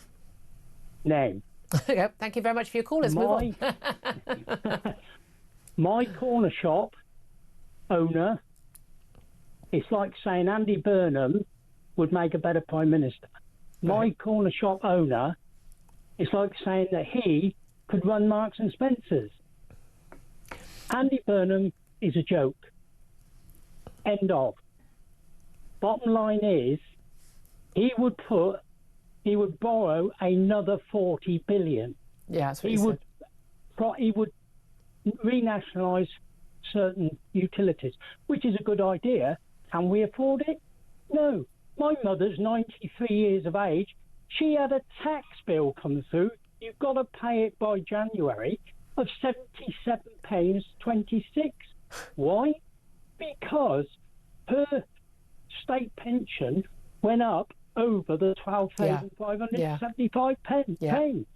It's unbelievable. There's only one person that can replace Keir Starmer, just one, and that is Nigel Farage. So if you don't want Starmer, go to the country. That's what you need. That's the answer. But the reality is, until there's a general election, that it's going to be the leader of the Labour Party in charge. Is there not an argument? I mean, you could argue, Andy Burnham was in government before. He was Health Secretary. He's run a city. He gets re-elected in Manchester. We've had a caller say, look, actually he hasn't improved Manchester, but, a lot of people seem to think he's doing a good job there. That he's got more experience than Keir Starmer, you could argue. I'm sorry, that just doesn't make sense to me, because at the end of the day, running a city is not the same as running a country. It isn't. How often does Andy Burnham have to go abroad and talk to us selling off the Chagos Islands, which we then have to pay the money for? Yeah, to be fair, Keir Starmer didn't have to do that either. Yeah, how many of these mayors go abroad and start saying, yes, we recognise Palestine as a state? Yeah. This government is a joke, and Andy Burnham will not make any difference whatsoever. OK, Malcolm, you've got off that fence. Thank you very much indeed. John is on the line. He's in Newcastle. John, you want to talk about migration, don't you? Which is this basically an ongoing topic here. Hello, Julia. Basically, well done. The chap you had on before last, I thought it was very interesting the way you were talking to him. Basically, we're on about Ed Davey here, the leader of the Liberal Party. The Liberal Party themselves never been in for 100 years by themselves. Farcical, this country is. It's in fact Fantasy Island. On holiday in France, I was told by certain people there that the French give immigrants a tent. That's all. There's a holding centre, yes, but there's a tent. Yeah. That's what I've seen it in February. I saw it last year, a tent. But we give them the rest. We give them three square meals a day, £38 spending money a week, a lovely hotel, no gas to pay, no electric to pay, no council tax to pay. Yeah. This country access is to a GPs. farce. Yeah. And I blame the people, because the people should stand up and fight their corner, but they don't. I'm very. Oh, you say that they don't fight their corner. People have voted again and again, even under Keir Starmer, his pledge manifesto of every winning government, every winning party at the last elections since 2010 have promised to tackle illegal migration and legal migration. They just haven't done it. Yes, well, they're liars to the people. At the present time, you know fine well that the people want to get rid of tens of thousands, and Farage possibly will, because they're not due here. We have now the same population, roughly, as the French. We never did for decades. But the French say, 50 years ago when I went, they said, I come from the land of milk and honey in Newcastle.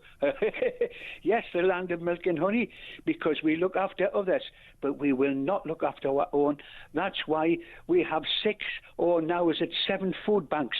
Our own people. We can't look after our own people. We don't want to look after our own people. And this Ed Davey, whose party, as I say, has never been in for over 100 years themselves. Oh, yes, there was the Liberal Pact. And with Cameron too, that was a farce, because Farage made a meal of the leader of the Liberal Party at the time, and then we look at it. It's just disgusting. I think, John, we can safely say doesn't have much faith in any of this lot. John, I'm going to have to leave it there. Thank you so much. Really appreciate that call. A few other messages coming in on text and tweet about Andy Burnham. Would you make a better PM? Johnny says, well, we all thought Labour couldn't be any worse than the Conservatives, but here we are. Harsh. But fair. Carl says, that's if he wins the by-election. Good luck going head-to-head with Reform. And Ruby says, isn't he up to his neck in this scandal over the cover-up of the rape gangs? I don't know if Andy Burnham is involved with that. I don't know if he was. No, he was in power at that time when it first all emerged.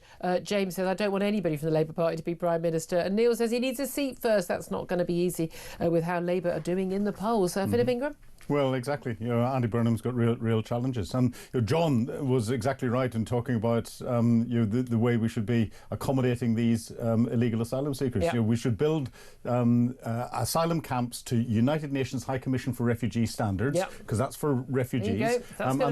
That's tents. And there you are. I've built them on the sides of hills from the Yugoslav Republic of Macedonia. Once you go in, you don't come out unless you're on a plane somewhere. Correct. End of, nothing to discuss. I'd vote for that. Philip Ingram, thank you very much. Up next, going to take a quick break. Then we're going to be hearing from the Spectator's James Hill. What is going on with Morgan McSweeney? What is going on with Andy Burnham? And all of that besides. Oh, yeah, and does the Cabinet really want to lift the two-child benefit cap? Have we got that spare £3.5 billion in the coffers? No, we don't. That's up next. This is Talk.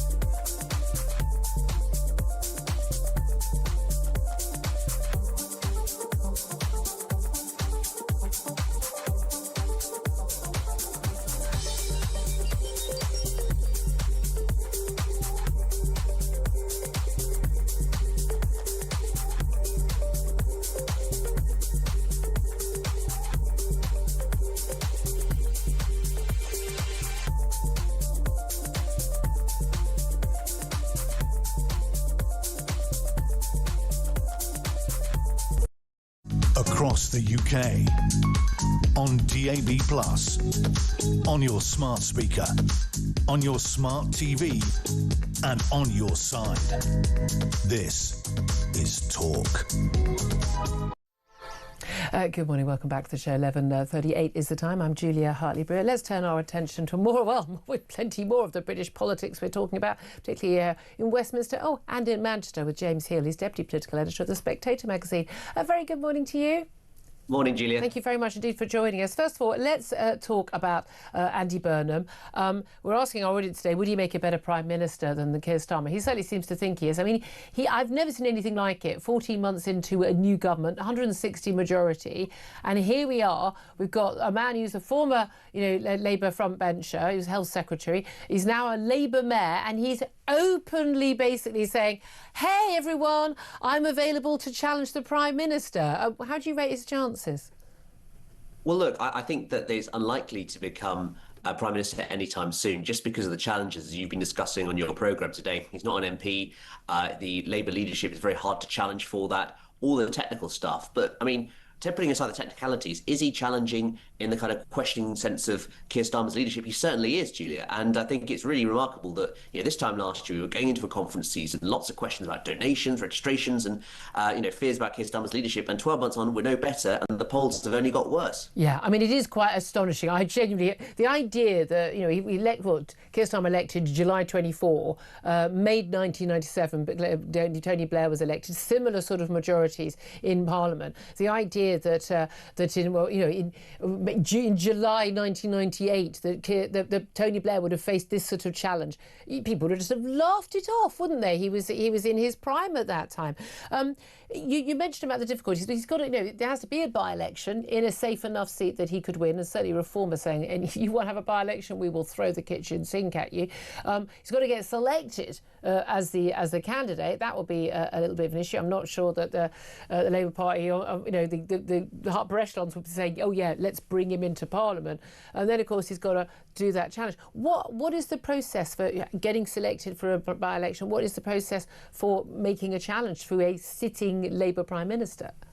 There's two issues there, one of which is the selection of candidates. That would involve going past the National Executive Committee. Most people in the Labour Party suggest that there are so many allies of Morgan McSweeney, the Prime Minister's Chief of Staff, on that Burnham will not... That name just keeps coming up. Absolutely, yeah. It's sort of like a sort of reverse McCavity. He's everywhere, isn't he? His fingerprints on everything. So the suggestion is that he wouldn't be able to get past the NEC. So that's a huge stumbling block, because, of course, without that, you can't become an official Labour candidate. Were he to get past that stage, you would then need to, if you want to challenge the leader, you need 20% of the parliamentary party. That's about 80 signatures presented on day one. And, of course, the problem is, as you'll know, Julia, is that unlike the Tories, where you have this system of secret letters going in, and you don't know how many letters are going in, you need to have 80 names. And I think, given how hard it is to pull off a conspiracy of 8 names in Parliament, 80 seems impossible without word getting out and sort of number 10 trying to clamp down immediately. Absolutely. And again, also, if it doesn't work, oops, you're in a lot of trouble. You're never going to get ahead in the party. You mentioned Morgan McSweeney. His name keeps coming up. The Tories have got hold of this documentation, some emails that have been leaked about his old think tank, Labour Together. This was basically a think tank set up under the Corbyn yesterday, basically to try and move Corbyn out and put Keir Starmer in. £740,000 worth of donations were not declared. The Electoral Commissioners find them in 2021. It's all been dealt with, done, sealed. But the Tories are dripping out these emails, goodness knows what else they've got, which suggests that it's not done and sealed and an old story, that actually there's quite a lot of evidence now mounting that it was a deliberate decision to hide these donations, having been advised that they should announce these donations, declare these donations. How damaging is this? And for the average, the man in the pub, the old day, is the man on the Clapham omnibus talking about this? So I think on the point of how damaging, I would say it's a blow. It's not likely to be fatal. But I think what's so telling about these revelations, Julia, is the timing. And the Tories, I think, detect a vulnerability there, previously impregnable in this position. Lots of people in Labour now quietly suggesting that Morgan McSweeney maybe not the great governing genius that everyone thought he might be. No, really? I've been lived here for the last 14 months. Yeah, quite. I mean, if you've got ratings after 14 months that the Tories had after 14 years, it's hardly good. I think the issue, though, is, again, adds to this perception of the government unable to kind of live by the words it set itself. So, of course, in opposition, you remember that they demanded, I think it was a Metropolitan Police investigation into the allegation about Boris Johnson and wallpaper at Number 10. Yep. This clearly looks to be heading towards an investigation by the Parliamentary Commissioner Standards Commissioner, and also the Electoral Commission as well. So, I mean, lots of questions, bad headlines, and of course every media cycle, every day that cabinet ministers are being spent talking on that on the back foot, it adds this perception, and it all adds up to next May, when it looks likely that Wales, for the first time in 100 years, will lose an election, a national or devolved election in Wales, and potentially also in Scotland they could come either a poor second or even third. I mean, exactly. Labour out in Wales, Reform looking, they're making the way, and there's a lot of other big elections going on in May. And of course, we've got the budget that's going to be very tricky to get through first too. But this is the interesting thing. So I did this Morgan McSweeney. I've always found this fascinating.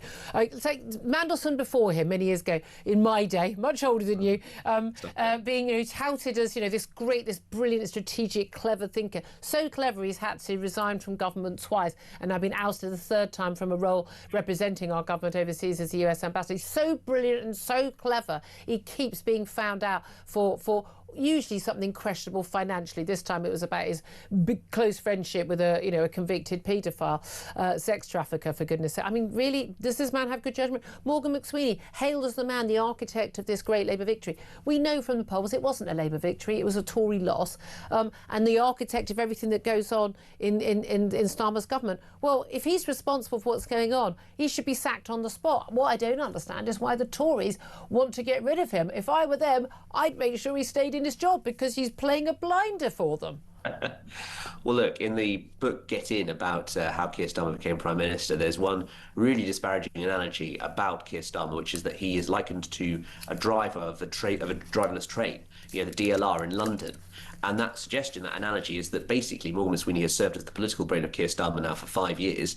And of course, if you remove the brain, the patient tends to end up dead. And so I think perhaps there's a sense that if they take out Morgan McSweeney, off the back of Lord Mandelson and Angela Rayner as well, make it a hat-trick, then I think that they'll be thinking, Keir Starmer is a man walking wounded, and thereafter, who's going to take over? Because when I see other agendas of manifestos like Andy Burnham's, it all seems to end up we spend more money and take on the bond market. Well, this is the thing. I mean, it'd be very popular, but again, never underestimate how much Labour voters, when Labour Party members will vote for the left-wing candidate. I mean, he has lost twice before. This would be third time running.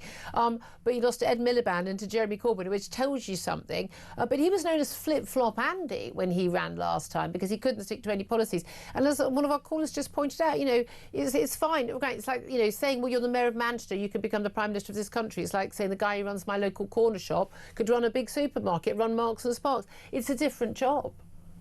Absolutely, and I think you see it's analogous to, say, Liz Truss, for instance, who was always top of the Tory leadership tables, really considered sort of the rising thing in 2022. Yeah. She said she was going to take on the markets, and unfortunately the markets fight back. So it's easy to look good when you're the mayor, spending lots of money. When you're actually in the hot seat right now with the fiscal straitjacket they got on, I think anyone will be having a tough time right now. Well, and there we are. We leads us nicely into the two-child benefit cap, which bizarrely Nigel Farage wants to get rid of. I still don't think he and his MPs actually understand what it is. I know Lee Anderson does. I know Lee Anderson is with me. And by the way, the majority of the public who think it's probably not a good idea to pay around an extra $3,500 to every family who either don't work or are earning so little because one of them only works a couple of days a week that they can't afford the kids they've got over the two kids that you do get that extra benefit for. And they want to lift that child benefit cap. It's something that we know that Keir Starmer's being pressured under. We know that cabinet ministers are in favour of it. It's an extra £3.4 billion now, likely to cost an awful lot more if we did do it, but interestingly, largely benefits immigrant families who have 3, 4, 5 children, rather than British-born families who, what a surprise, have had to cut their cloth and can't afford to have more than 2 families and don't rely on benefits to live. Yeah, absolutely. And I think that the Times, which revealed the story, said that it would cost about $3 billion extra a year at a time, of course, when we think Rachel Reeves is trying to find between 20 to 30 billion in tax rises to pay for the next budget. So, of course, Julia, you then get the spectacle of those handouts being given to certain people at the same time as, for instance, maybe pensioners will be paying forms of taxation in different kinds of ways to get it. Or you might have, for instance, something like the family farms tax. So effectively it's robbing one group to pay for another. Yeah. And I think there's a real political opening there for Kevin Badenoch and the Conservatives should they choose to prosecute that case. Absolutely. And again, even among Labour voters, it's not a majority support position because they understand exactly that this money is going to people who already can't pay their own way, and encouraging a load of people who don't work or don't work more than a couple of days a week as a family to have more kids. I'm not sure is a really strong economic future for this country. James Heal, Deputy Political Editor of The Spectator, thank you so much for joining us. Do come on again soon. Philip Ingram, I mean, just on that last policy, again, this is the territory we're in. Let's just give more money to feckless people having more kids that they can't afford. It's ridiculous. If you can't afford it, children don't have them. There's no automatic right. You fascist. Yeah, there's no automatic right for people to. We want more children. People to have kids, but here's an idea. Maybe we should make it easier by building more houses, making housing more affordable, and making sure that women, aren't paying, for instance, people aren't paying student debt off and things like that. For people who are working hard, doing the right thing, for them to be able to settle down, buy a home and settle down and have 2 or 3 kids themselves, as opposed to lots of people waiting till their late 30s, like me, only having 1 kid. They'd love to have had more, and then we have more. I don't want a load of people who are unemployed having more kids. Sorry, I don't. I'm not wasting billions on people who are not contributing to society. Yeah. Whether they're not contributing financially, whether they're not contributing by communities. If you can't afford to feed all your kids and house all your kids, if you've got 3 or 4 or more kids, get a sodding job. Yep.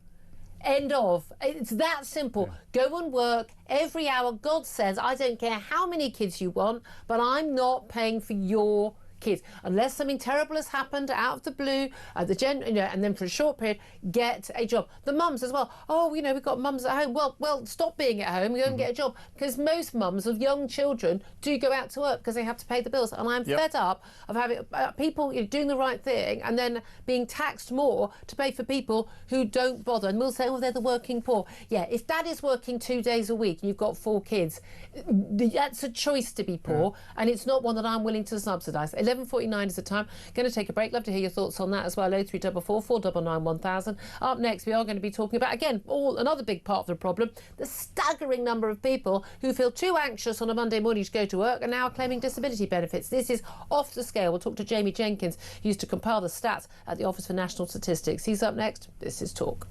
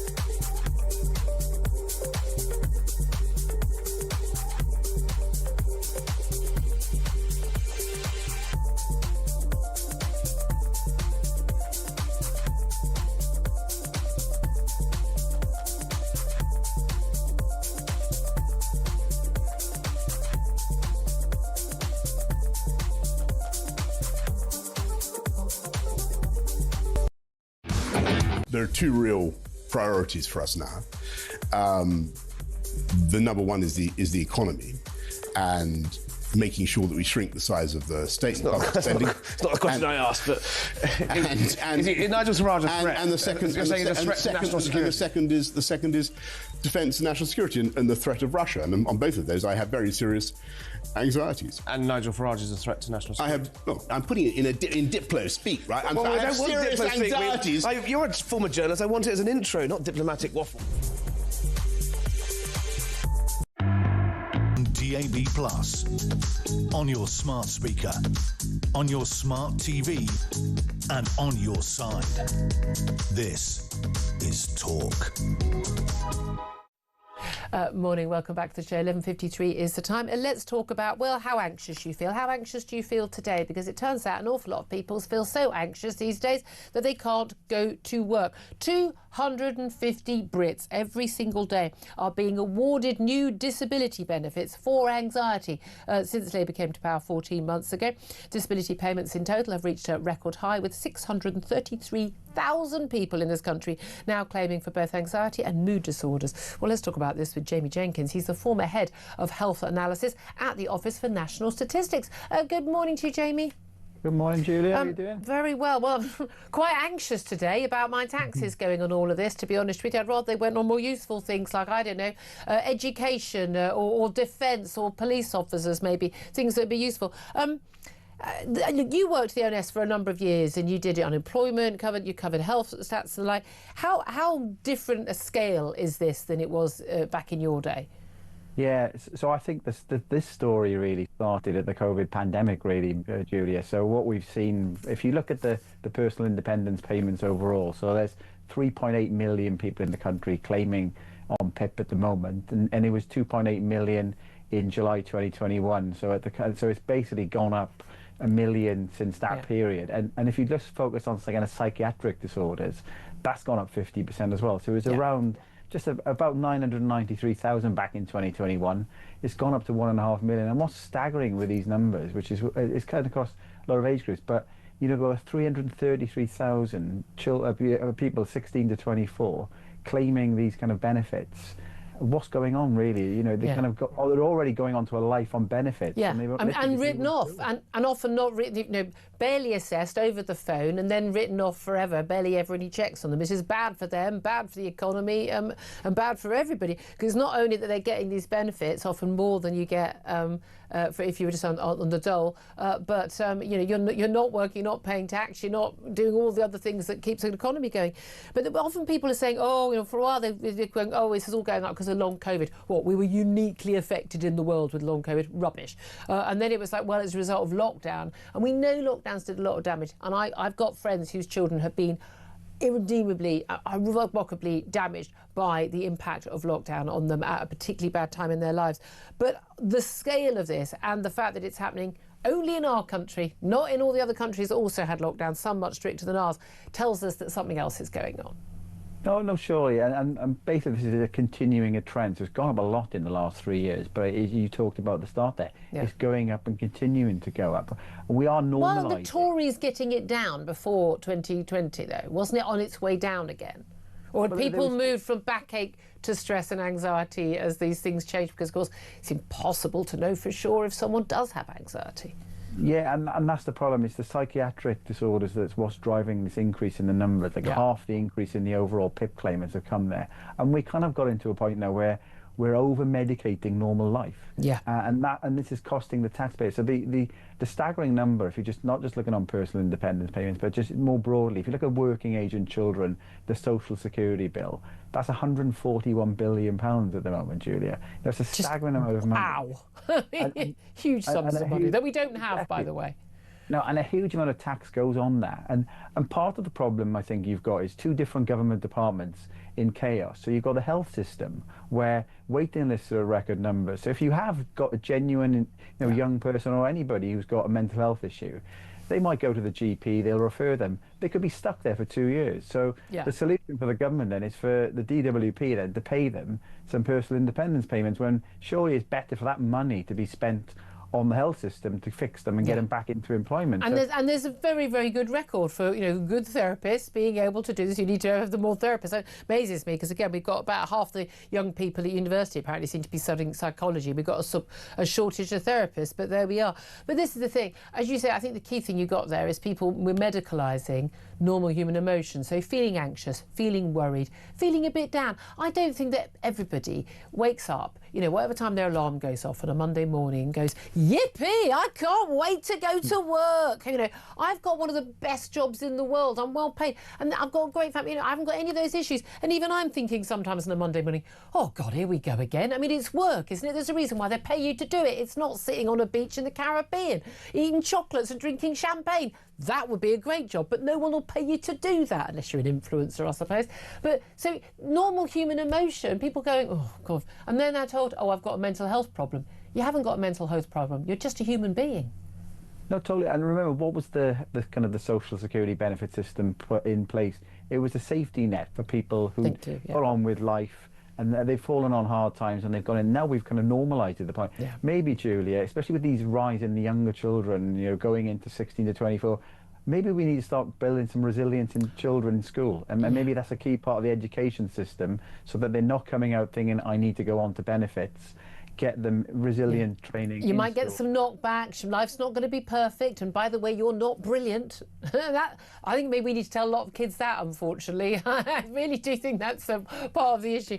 Jamie Jenkins, thank you so much for joining us. Philip Ingham, you've got experience of this. Just so, and I'll come back to you after the midday if we haven't got enough time. What do you want to say to this? Well, if you want anxiety, I have to get up and come in and spend all morning in the studio with you. You love it. And it's far better than being in a Caribbean beach eating chocolate and sipping champagne. No, it's never better than that. It's a lot better. But no, we have medicalised things that are normal life, and we just need to give people a bit of a backbone. And you're someone you have had mental health problems. You've spoken very openly about it, which I really admire you for. But again, I think people often, there's an element where people on the margin say, talk about it a bit too much. They make it their identity. Far too much, and what that does is it takes away from those that are genuinely suffering. Yeah. Absolutely crucial. I really appreciate that, Philip Ingham. Thank you very much. Love to hear from you and your thoughts on that. That's where your taxes are going, folks. Do give us a call 0344 499 1000. Particularly want to hear from your thoughts on whether or not Andy Burnham would make a better Prime Minister. This is Talk.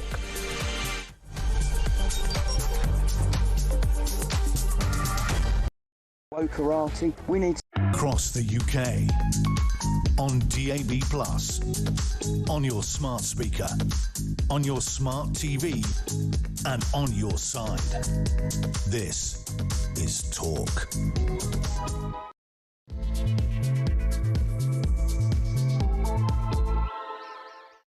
A very, very good afternoon to you. This is Talk, the Home of Common Sense with me, Julia Hartley-Brewer. Thank you so much for joining me. Whether you're listening on DAB+ radio, on your smart speaker, or watching on YouTube or your connected device, it's lovely to have your company. Lots to talk about in this hour. And if you have missed anything of the show, or you have to go out, maybe you've got a life and you have to go out and you can't listen, you can go to my YouTube page. You never have to miss a thing. The Julia Hartley-Brewer Show is what we called it. You've got no excuse for not subscribing, and so you can find out what we've been talking about. Coming up, we are going to be talking about Boris Johnson unleashing a blistering attack on Nigel Farage, branding him a threat to Britain's economy and national security. In an interview with The Sun, he said he had serious anxieties about Reform UK's stance on Russia in particular. Certainly something I've taken Richard Tice and Nigel Farage to task with many times. Meanwhile, President Zelensky has warned that the world is in the most destructive arms race in history. The Ukrainian leader told the UN General Assembly yesterday that President Putin would drive his war of aggression wider and deeper unless he was stopped. And a family of three, including a small child, have become the first asylum seekers to come to Britain under Keir Starmer's one-in, one-out exchange scheme with France. This was announced by the Home Office. They've been flown in on a commercial flight paid for by you and me. And, very exciting breaking news. Another two people have been deported to France. Oh, yay. I mean, well done, everybody. I mean, we are talking about a total of 6 people going across in 2 weeks. I mean, the government is hailing this as a success. We are an absolute joke of a country. We really are. Meanwhile, cash raised from speeding fines should be handed to the police so they can use it to catch more law-breaking drivers. Who's saying that? 35 chief constables, policing and local transport chiefs have all written to the ministers urging the Chancellor Rachel Reeves to give them the £100 million that Treasury pockets annually from speed cameras, saying they'll do more good with it. But would they? Would they not just all put on their spend it on pride laces and then go attend the Notting Hill Carnival or whatever it is they do, rather than actually policing our streets. Anyway, we'll talk about all of that, plenty more besides. Also still lots of calls coming in, whether it's on migration, other issues, or indeed Andy Burnham, the Mayor of Greater Manchester, very much in the news, looking like he's setting himself up to challenge Keir Starmer for the Labour leadership. But would he make a better Prime Minister? Well, tell us your thoughts. Give us a call.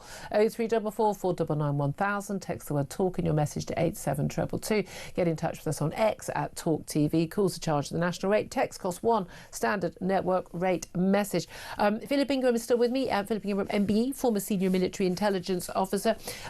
Philip, just first for your reaction to the fact that we've sent another 2 people over to France. Shall we? I mean, sorry, I know. Have we got any of those little confetti poppers? Can someone go out and buy some champagne? We've now sent 6 people over. We've got 3 back. More to come. It's an Afghan and a Somali. Both entered the country illegally. No right to claim asylum. Successfully removed to France under the deal struck in the summer. So yeah, a total of 6. Well done, everybody. That's wonderful. Well done. That's wonderful. It is a start. Oh, I mean, okay. 32,000 have come pathetic. since January the 1st. Yeah. 32,000. Yeah. 32,000. Yeah. There's been about 1,000 this week. And coming in, it's ridiculous. It's an absolute joke. It's just an absolute joke. I mean, I say we are not a serious country.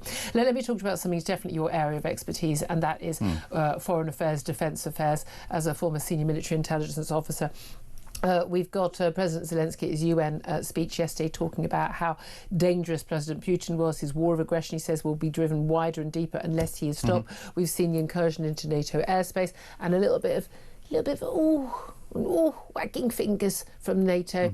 Donald Trump said very clearly at the UN yesterday, when speaking to reporters outside, we should shoot down Russian fighters. When Russian fighter jets travelled from Syria over the Turkish border during the Syrian civil war, which Russia was again never been on the right side of any war in terms of good and bad, Turkish authorities just shot them down like that. Never did it again. We're on, I think, the 3rd incursion by Russian jets. Oh, more than that. There's overnight there've been more incursions by drones over Copenhagen and elsewhere, coming off coming off Russian commercial ships. By the looks of things, the analysis that's there, the Germans did similar analysis whenever there were drone incursions over some of their more sensitive sites, and found that they were coming from commercial ships that just happened to be under Russian control, deliberately disrupting. So we've got them disrupting with drones. We've got them flying Shahad drones with explosives in them over Poland. We've got them flying MiG-31s north of Estonia. We've got cyber attacks. We've got the Russians attacking us on a daily basis. And all we do is we call another NATO Article 4, which is a collective stiff letter and finger waggling from all NATO members. No more substance to it than that. We need to start taking substantive action. Otherwise, Putin is just going to keep doing it. He's testing us. He's testing us. But what is he hoping to discover from doing it? That we're not going to do anything? And then what does he do? He sends 10 jets, then he sends 100. What's he going to do? What's the purpose of it? And the cyber attacks, that's just testing out what a reaction is and what we can do about it. It is. It's gathering intelligence so we can see what our reaction time is militarily. He can see what our reaction time is in protecting our critical national infrastructure. He can see what our political reaction time is. He can see the different statements that are coming out from different political leaders and work out where the differences are in them, and then find ways of making those differences even bigger. This is manna from heaven for Vladimir Putin. We are totally and utterly in deep doo-doo, aren't we? We really are. Beginning with an F. Really trying to find a word there. Look, let's talk to another guest about this now. Sean Pinner.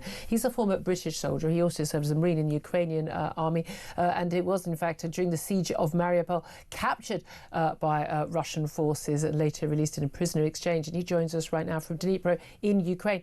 Very good afternoon to you, Sean. Good afternoon. Thank you so much for joining us.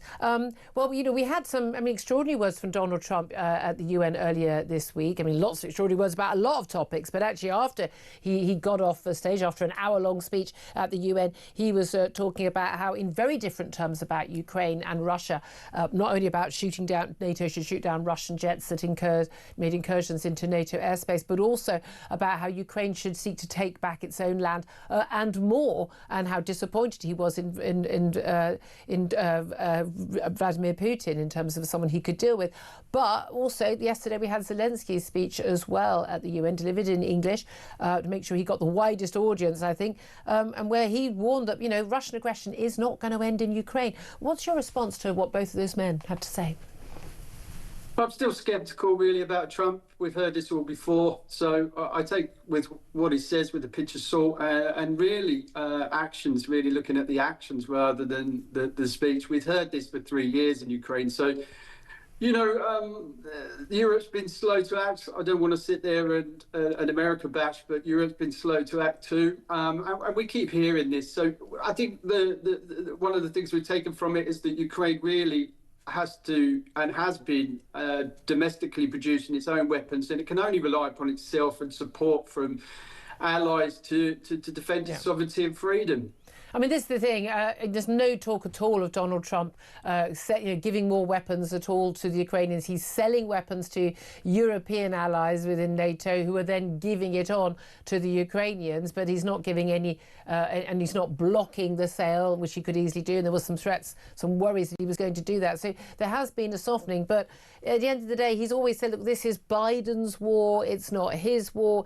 And we know that his MAGA base would certainly be very unhappy if there were huge sums being spent on helping Ukraine. But do you think that the Europeans will step up? Because they talk a good game. There's a lot of hugging. There's a lot of rolling out the red carpet. Oh, come and see the king. There's all that goes on. But at the end of the day, I mean, it's Ukrainian blood being spilt, and there's some brave souls like yourself, Brits and others, who've gone over to fight for them. But at the end of the day, you know, unless we are willing to stump up serious amounts of armaments, Ukraine can't win this war. Yeah, we need support, that's for sure. We've proven over the last 3 years we can take back ground. We're doing it now in areas counteroffensive in Pokrovsk. We're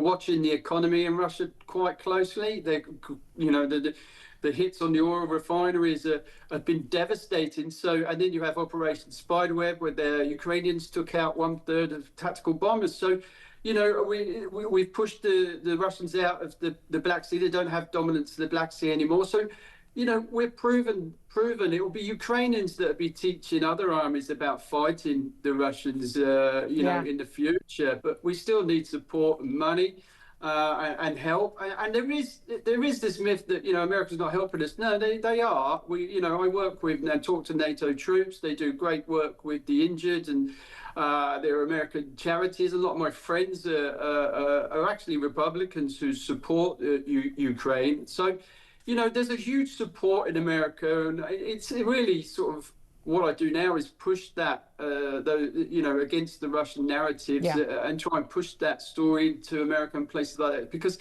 I'm probably one of the, you know, in America, one of the only Ukrainian soldiers they're probably going to have spoke to. So it's really important to get that message across to them in the States. Well, absolutely, and all credit to you doing that. What do you make of Boris Johnson, his latest intervention in an interview with The Sun? He has talked about how Nigel Farage, the Reform leader here, is a threat to our national security. He's emboldening Putin, and it's extremely dangerous. I've certainly sort of taken on Nigel Farage and his deputy Richard Tice over their attitudes towards Ukraine, and there has seemed to have been a sort of a more... I mean, there's no doubt at all that Nigel Farage holds no candle for Vladimir Putin, but more of a sort of and we've seen this from the right wing in America as well, a sort of Ukraine's not our problem sort of attitude. Well, it's difficult. It is our problem. I mean, you've got to remember he's already attacked the UK with, you know, chemical weapons, and you know, he's brought the war to Europe. He is marching west. It is our problem. As regards to Farage, I mean, he seems to copy Trump in a lot of ways. If Trump changes his mind, maybe Farage will change his mind. It's deeply concerning to listen to him, you know, project Putin as this great leader to his own people. This is a guy that, you know, invaded Ukraine and set up Nazi-style filtration camps and you know, has committed some of the worst atrocities in Ukraine. He may not agree with the war, but, you know, if you're going to sit there and say, you know, Putin's a great leader, you're accepting the fact that he's committed war crimes. No, I think what he said, I mean, in Farage's defence of this, and I say I've tackled him on it, on air and off air, is he was saying, you know, as a leader, you know, he runs rings round the West. And he does. I mean, he does. That's a simple matter of fact. He does. Yeah, he does. I think that's slightly changing now. You're seeing a lot of heated rhetoric in, especially this week, with the Polish foreign minister, who's now looking to take down aircraft and drones and if they go into NATO airspace, which is long overdue, to be fair. Well, this is the thing. We've seen a very different attitude when it comes to defence spending and their hardening of attitudes. Countries like Poland, like the Baltic states, like Finland, where they are, they are much clearer about the threat from Russia, all of which because they are on the border of Russia, but also they've been ruled by, Russian, Soviet governments before. They know what the reality is. Do you think that Western governments, although they talk a good game in France and Britain and elsewhere, they don't really get how big this threat is? And this is something Zelensky is trying to get across. It's me now, it's my country now, it's Moldova, it's Belarus, and they're a vassal state anyway. It's Poland, it's the Baltic states, it's Finland. It's he's coming for all of you. It is. I mean, I've been advocate saying that if he takes Ukraine, he's forcibly mobilising all you fighting age males in Ukraine. He'll then turn those on to NATO, all those marvellous, technical battlefield advances you're seeing on the news and now become Russian, and now put Russia in one of the most strongest armies on the planet with, 2 or 3 years of fighting in Ukraine in modern day war. That's going to put them straight into NATO, a more risk of Article 5 moments. It's going to push them onto the borders of Poland. And when I was in captivity, they kept telling me they're going to go after Poland. Poland would be next. I personally think they'll go after Moldova, join up with Transnistria, and then they're into Moldova. It's going to keep rolling on. Putin needs to be beaten in Ukraine, and we need to get the support for Ukraine to keep their sovereignty and freedom. I know, and there's this idea that you could let Vladimir Putin keep Crimea, keep the Donbass, and then he'll just go away quietly. I mean, it's almost like these people have never read a history book, but there we are. Really good to talk to you. Thank you so much, Sean Pinner, former British soldier and Ukrainian Marine. Thank you so much. Philip Ingram, I'm sure, as a former senior military intelligence officer, you want to come back in on all of that. Yeah, Sean's exactly right. Putin will go for Moldova next, and Transnistria in particular, which is the Russian breakaway part of Moldova. What came out in that is, and Sean didn't quite mention, is the Ukrainians are stepping up hugely when it comes to their own domestic manufacturing of military capability. Drones in particular. Drones that has been the big revelation of this war. And their cruise missiles. And the one thing that's holding them back is a lack of money. Their manufacturing capacity isn't at full tilt at the minute because it doesn't have the money to get all the components that it needs to get in. That's where Europe can provide a lot of support. And people will say, well, hold on a minute, why are we funding that war? What do you say to that? Why? No, we've got problems of our own. Because those problems will spill over into our own countries, and the very, very small amount of money that it's costing us would turn into huge amounts of money when Putin comes further. I don't know why we haven't just taken all those frozen Russian assets and just handed them over off you guys. And people go, well, there's corruption in Ukraine. All countries have corruption at this level. All, particularly former Soviet Union countries. If you lived under socialism, corruption is the only way to function and to get ahead. So it's no worse there than anywhere. Exactly, and we're seeing Europe starting to come together, but it's so slow from a political perspective, and this is why decisions aren't being made to give lots of weapons and to seize the Russian assets and give those to Ukraine and everything else. Well, also we've still got a load of Western nations in Europe still buying Russian oil and gas. Exactly, and Donald Trump's exploiting that to do even less. And that's the trouble. Yeah, but Donald Trump is making a lot of fair points. He's making some very fair points about it, but he's not only is he making fair points, but he's using it as an excuse. He should say, you have to stop this by this date, and we're going to up our level of support. I wish Donald Trump would give more funding, and I wish he would, and I don't think it's just a European war, but I also completely understand they're going to have to save their resources for China and Taiwan. So. They've got other interests. This is a transcontinental country having to deal with this. Europe should be able to defend their own territory, and the fact that we can't, I think, is a bit of a giveaway that we have lost that battle. Can I just get to you some other breaking news? It emerged a little bit earlier that Nicolas Sarkozy, the former French president, has been found guilty in a case involving criminal conspiracy, in which he's conspiracy in a case related to taking millions of euros of illicit funds from the late Libyan leader Colonel Muammar Gaddafi. Paris Criminal Court acquitted him of all other charges, including passive corruption and illegal campaign finances, but he has been found guilty of the criminal conspiracy. He has just been, in the last few moments, sentenced to 5 years in prison and ordered by the court to be taken straight into custody. Bearing in mind, he's a wealthy man. He's married to Carla Bruni, a very wealthy woman from a wealthy family. lovely house in the south of France, being close to it, not in it, obviously.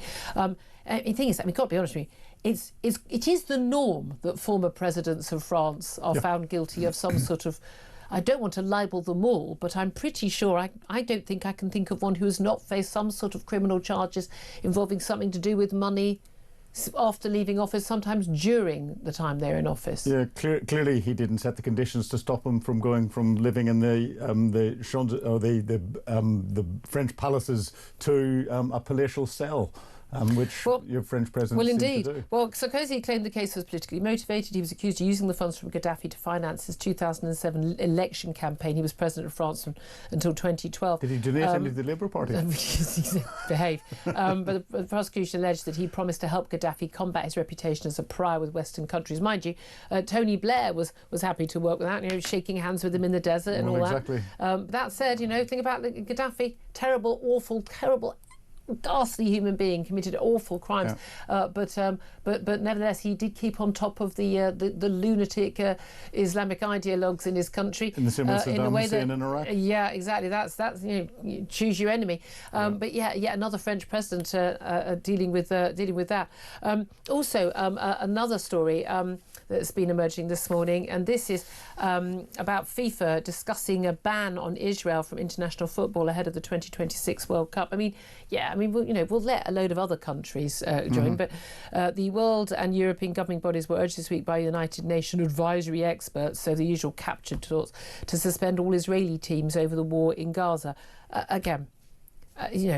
Trump administration apparently working very hard to prevent that. I would have thought that they would do an awful lot of work, would they not, to be making it very, very hard financially for FIFA to operate, because they all desperately want that American market and the American sponsors, don't they? Let's face it, FIFA's about money, not football. Well, exactly. We know that. But again, this absolute outrage. We've seen this over the Eurovision Song Contest. Whether Israel should be banned. Ireland going, well, if Israel are in, then we won't be in. Oh, sod off! You're not going to win. Your last few people were absolutely terrible. I have to say, if Israel's not in it, I won't watch it then. I mean, it's just, even the BBC sort of umming and ahhing about it. This whole sort of, banning of Israelis who got nothing whatsoever to do with the Israeli policy in the war. But by the way, also, we don't seem to do the same thing with any other country that is involved in a war. There is not genocide in Gaza. Simple fact, there is not.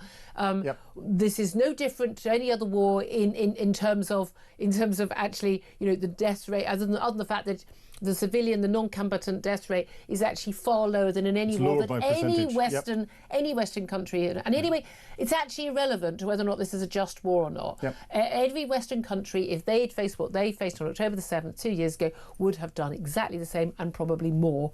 I find it extraordinary. I think this is very, very sinister. Just as we are in 1930s territories with Vladimir Putin, in terms of just the Sudetenland then. Just Czechoslovakia.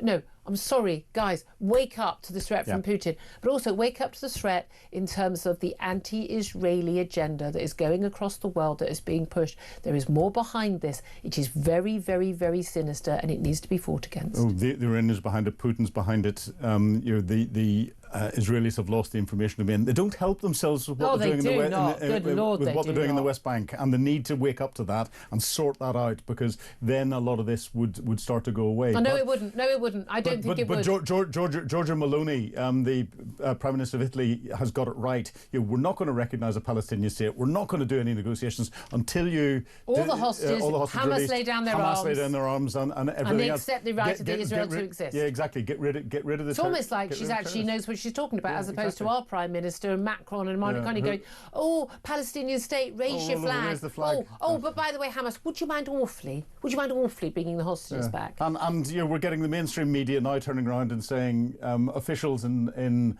Gaza have said there have been X number of casualties. The Israelis have caused X number of people to be killed overnight. No, it's not officials in Gaza. It's Hamas. And people need to start calling it out as it is. We need to get rid of the flowery language and call it out. We really try here, but I feel like we are a voice sort of drowning in an ocean of lies. And the BBC, I think, are the major. I don't believe for a nanosecond that the war reporters and the senior correspondents and editors at the BBC don't know that what they're doing is a lie. It is a lie. Sue me. I mean, seriously, what you're doing is a lie. You're perpetrating a lie on the British people. The groupthink that's in the newsrooms, genuinely terrifying. BBC, Sky, and elsewhere is terrifying because they do believe what it is that they're reporting. But they couldn't possibly. But again, it's like all these mass shootings of people, and they go and get aid from the Gaza Humanitarian Foundation, and yet it's never been. They report them as if they're fact. There's never been any pictures. No one. 1.5 million mobile phones, never captured one. Not one. Come on, give me a break. So much of what you're seeing with Gaza is staged. It's a lie. People in Gaza are facing a terrible time, and yes, people are dying, children included. Yeah, that's called war, folks. I hate to tell you, and I'm really sorry that anyone is dying, but there's a really simple solution. Hand back the hostages, Hamas lays down their arms, accept the right of Israel to exist, and it goes away like that. It goes away like that. I've been throwing the same challenge out for well over a year, suggesting that people should try and find a video of a Hamas fighter been taken into the destroyed hospitals. They're all working hospitals. 23,000, we believe, have died. By the way, all the hospitals were destroyed. Yes. And now all the hospitals are not destroyed, but they're looking after people. I can't keep up. But then they get destroyed again. I cannot keep up. Each hospital's been rubbelised, I think the Americans say, half a dozen times. I genuinely, people go, oh, you're Israel shill. I mean, I'm not. I'm just, it's the same as Ukraine. We're not allowing ourselves to be played by I don't believe any government saying. I don't believe my own government when it says things. This is just really simple. This is about black and white. It's about good and evil, and it's about facts.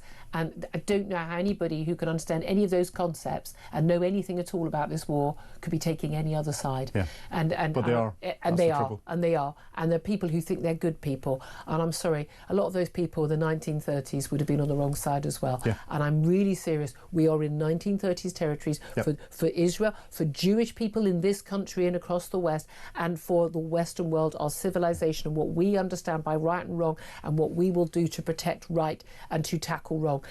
And whether that's Putin, whether that Islamic ideology, whether it's the Hamas forces, whether it's China, we have got to wake up and step up. And yet I'm going to keep banging on about it because I'm just hoping that one extra person every day understands and takes it on board.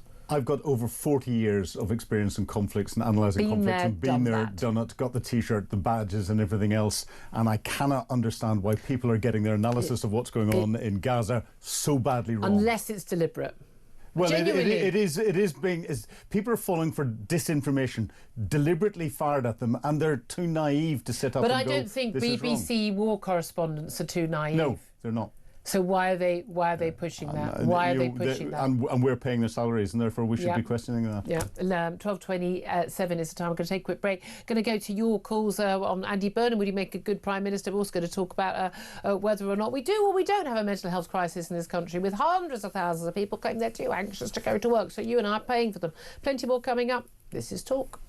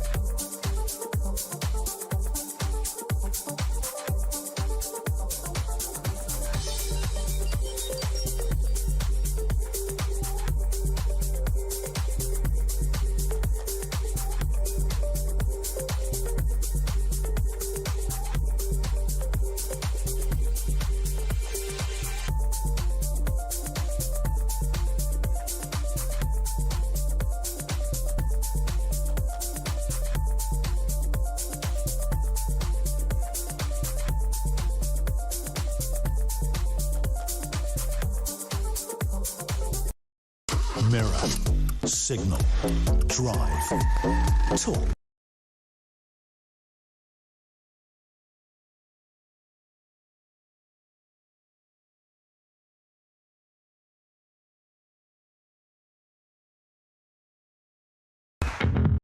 Across the UK, on DAB+, on your smart speaker, on your smart TV, and on your side. This is Talk. This is Talk. Let's get straight to your phone calls. So 344 499 1000 is the number to have your say. Graham is in Staffordshire. Graham, good afternoon to you. You want to talk about Andy Burnham. Do you think he'd make a better PM than Keir Starmer? No, I don't think it's absolute rubbish, quite honestly. He can't even solve a bus strike that took place in Manchester. BBC don't report that. Sky don't report it. Neither do any other rubbish programmes that we have to. Thank God we got Talk TV. God bless you. Well, thank God sensible callers like you. I thought what you said earlier on was fantastic, by the way. Oh, what were we talking about? Did we accidentally say something sensible? You're talking about the French locking up a former president. Well, they generally do, don't they? Yeah, we should start locking up somebody like Starmer, Hermer, Blair, and half the bloody cabinet. Well, no, only if they're convicted of a crime. I'm not in favour of doing pretending we're an African, dictatorship. Well, I'd most certainly have Blair, because Blair, quite honestly, is an absolute disgrace. Anyway, by the way, the other thing about Andy Burnham is this: you want to do a Google search for what happened at Stafford General Hospital when Burnham was a cabinet minister in Blair's government. Of course, we had a very big scandal, didn't we? Yes, it was, but nobody mentions that. There's no mention about that. As far as I'm concerned, Burnham, quite honestly, well, he's got as much knowledge of economics and simple maths as Diane Abbott. I mean, quite honestly, Burnham couldn't run a bath, basically. Man's a total drip. I'll tell you what, I love a good bit of being married to a man from Staffordshire, a good bit of Staffordshire plain talking. That's what we like, Graham. Thank you very much. Mark's on the line in South Wales. Mark, what do you want to talk about? Hi, it's about this mental health crisis and benefits, or rather the lack of it. Yeah. We don't have a mental health issue in this country. What we've got is the wrong sort of economy. We've got people coming out of school who traditionally would have worked with their hands, or they have the patience and mindset to do quite a boring, repetitive job on an assembly line or what have you. And there's nothing there for them. They're coming out of school. Those jobs have disappeared because we've run our economy down to become a service economy and no industrialisation. Now, if you're stuck in that position and you're only getting £72 on a week universal credit, and someone comes up to you and says, here, if you go to your doctor and get a certificate for anxiety, they can't prove it either way, and then get assessed as having anxiety, you get an extra £400 a month. Yeah, I mean, and no one will bother you again for years. I mean, it's completely irrational. This is the thing. I always think that sort of the middle class sort of hand wringers, they always think that people who are, the bottom end of the social economic ladder, that they don't make rational decisions. Yes, they do. That is a rational decision if you're in that position. Absolutely. We need to get rid of the net zero, bring the costs down, and if the government are going to borrow, they need to borrow to invest to try and get us making things again. Yeah. The only way we're going to bring the benefits bill down in the long term is to get people into work. Yeah, and we'll need lower energy costs for that, and we need to have skills for that. We need to get all these, particularly all these young men, let's get them building homes that people desperately want to buy. I mean, work that's actually very rewarding. It's actually pretty well paid as well, and you'd feel you'd done something useful for your day. One of the worst things for depression or anxiety is doing nothing all day. Yeah, but as I say, a lot of people, they haven't got depression or anxiety. They're just making a rational decision to get as much money as they can on their claim. I'll tell you what, come the revolution when I'm in charge, Mark, there's going to be an awful lot of workfare, and it's going to start very early in the morning. Hey, if you can get the jobs there for people, they will want to do them. Because the problem is, as soon as they're on this sickness benefit, they get this extra £400 a month, and they're even more trapped on benefits. Yeah, because you're never going to. Why would you take a job that pays less? Here's the thing: I do think there are also an awful lot of people who think you're a mug for going to work. Bearing in mind, if you've got low skills and you're a bit, frankly, you've got hopeless parents, you haven't instilled a work ethic. I think one of the number one things parents should instill in their kids, as part of your job as a parent, you're thinking, well, I'm going to be on a minimum wage the rest of my life. I don't like my supervisor. I don't want to do this godforsaken job. We've all done those jobs, but this is it for the rest of my life. I would rather not work, even if I'm even 20 quid a week worse off. I'd still rather not work. I mean, the point is, well, sorry, that's not an option.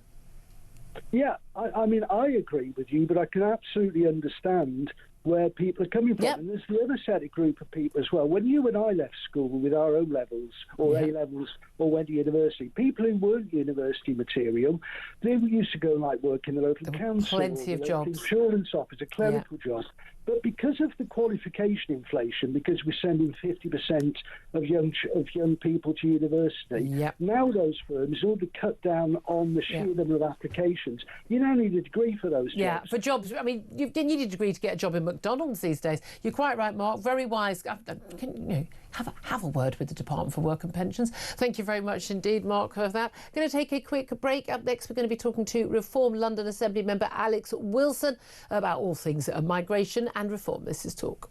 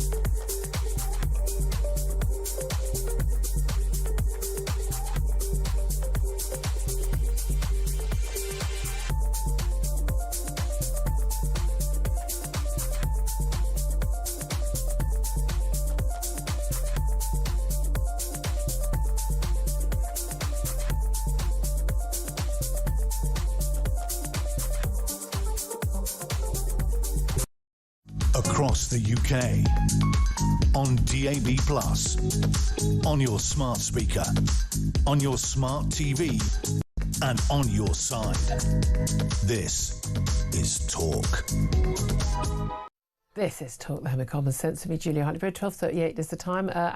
Philip Ingram is still with us, but we're joined right now by Alex Wilson. He's a London Assembly member for Reform UK. A very good afternoon to you, Alex. Good afternoon, Julia. Hello, thank you very much for joining us. Can I just ask you first about the really important stories in town? Does your party leader genuinely think that migrants are stealing and eating swans or not? Well, there have been clips on social media showing exactly that kind of thing going on. Yeah, about 5 years old, aren't they? Yeah, I don't know how widespread it is. Why is he talking about this stuff?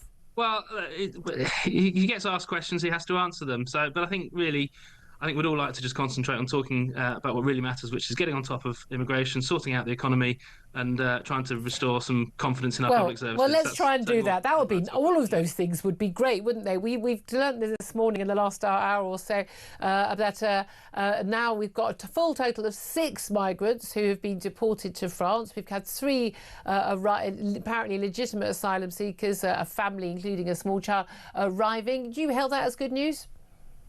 Well, only 30,000 to go then this year, from what we've had across the channel so far. Well, 31,994. Yeah, it's a drop in the ocean. I mean, I guess you have to give some credit for them appearing to try, but realistically, we have a small boats crisis. We've known about that for a great many years now, and we've had more, 50% more crossing this year than at this point previously, and a 1-in, 1-out scheme that only affects half a dozen people here or there is not going to be the answer to tackling that process. We've got to be bold. We've got to be ambitious. Lots of things that need fixing the country need a great degree of ambition, and top of that list is sorting out the small boats crisis. And it means having the courage to leave the ECHR and other associated legal constraints that prevent us doing this. But yeah, okay, so we've had 3 that have gone back so far. As I say, there's another 31,000 to go. Or 6, sorry. 6. Yeah, that's what I said, 6.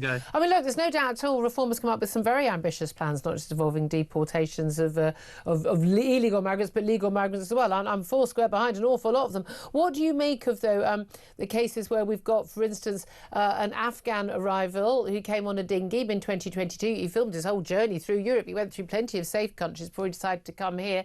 He filmed himself, many monuments in London, say, look, here I am. I mean, very big on social media, apparently. And then he was offered asylum, granted asylum on the basis it was too dangerous for him to return to his home country of Afghanistan. And yet, bizarrely, in 2024, he went off there for 8 weeks. Don't know how he afforded the flight or had, I'm assuming he was working. Surely, if he was working, getting 8 weeks holiday in one go. I mean, even I don't manage 8 weeks holiday a year. I mean, he was able to go back there for 8 weeks, filmed himself there, came back. Home Office did nothing, said nothing. He's still here. It's only because it's been on the front page of the Sun newspaper. They may well be looking into it. What do you make of stories like that? He won't be the only one, by the way. Right, well done for the Sun newspaper to highlight it. And as you're right, it won't be the only one, and it needs to be looked at very closely. Because if you've fled somewhere claiming that you're fleeing war and persecution, that it's unsafe for you to be in your home country, and then you accept the generosity of the British taxpayer in putting you up, for then to fly back and have an 8-week jolly is really kind of throwing that straight back in our faces, and it's unacceptable. I think if cases like that come to light, then they shouldn't be granted asylum. If they've had asylum already granted, I don't know if it's possible to rescind it. If it is, I mean, if it isn't possible to rescind it, it should be possible to rescind it. Then we need to change the law, don't we? Yeah. I mean, it is taking the mick, and because you and I, we work hard, we pay our taxes. As a country, we are generous and tolerant and welcoming to those in genuine need. But if you're able to fly back for 8 weeks and have a lovely holiday there, clearly you're not fleeing war and persecution. You're not in fear of your life. And therefore, the basis on which your asylum has been granted was clearly fraudulent, and it's got to go. Yeah, I mean, again, it is just an absolute joke. But also, we've got things like revelations this week. And again, interestingly, it came actually from a BBC report. That just shows how much times have changed and the Overton window has shifted. The BBC did a report into asylum seekers in illegal migrants in a migrant hotel being able to take a £600 round trip to go and visit a GP or a doctor that they'd seen some months ago where they lived somewhere else. All paid for by they reclaimed by the Home Office. No, you and me as taxpayers. We now found out that Sir Keir Starmer's local council, Camden Council, it's also my council, has offered free haircuts to asylum seekers. They're getting access above and beyond British people to GPs, to hospital appointments, to free taxi services, to discount this, discount that. Where does it end? Well, this is London Borough of Camden, which has set itself up as being a borough of sanctuary, and what that means is that they are throwing all sorts of money at various different things to make these people feel welcome, over and above what any British taxpayer would be entitled or expecting to receive from the state. And you're right, there's no such thing as Home Office money, government money. It's all taxpayers' money, one way or the other. It's you and me that are paying for it, and it's just not acceptable. It is why people are so angry. So we've always been a welcoming, tolerant country for people who are in genuine need of help and support. But what we are not prepared to do is to give things to people who many of whom have no right to be here. Well, even if they do, I don't know why they can't pay for their own haircuts like everyone else does. But here's the thing. The government, as we understand, is paying £2,000 to criminals, illegal migrants who they deport, back to Romania and places like that. But your party is saying as part of your deportation plans, you would deport people and give them money as well. So why are we paying people?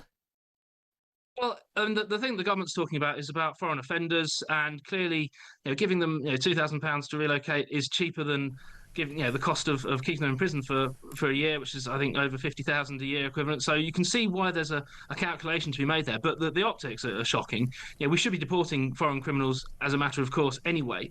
And the government scheme doesn't actually cover the three countries where the largest proportion of foreign offenders are in our jails, which are Albania, Poland, and Romania. 12% of the current prison population are overseas born, and it's about 10,000 plus prison places. We have a prison places crisis. Everything's in crisis. The NHS, migration, prisons, and we could very well do with those 10,000 prison places, so we can lock up people who should be locked up for knife crime or sexual offences, all those things, or maybe people who slash people with a knife and are convicted of it, who are burning a Koran when they've said I'm going to kill you, and who don't face a single day behind bars. But burning a religious book is not something particularly edifying. It's not something I would ever do. It's not something I would ever recommend anyone to do. But if someone's response to that is to attack you with a knife, waving it around, saying, I am going to kill you, that is clearly a heinous act of violence that deserves to be punished by a prison sentence, not a suspended sentence. Just finally, really quickly, Andy Burnham is being touted as the king over the water, the mayor of Greater Manchester, but he's saying, if people want me, I'll try and come back as an MP and become the alternative Labour leader. He'd have to get a by-election victory, a selection and then a victory before he could be an MP. How do you fancy Reform's chances against him?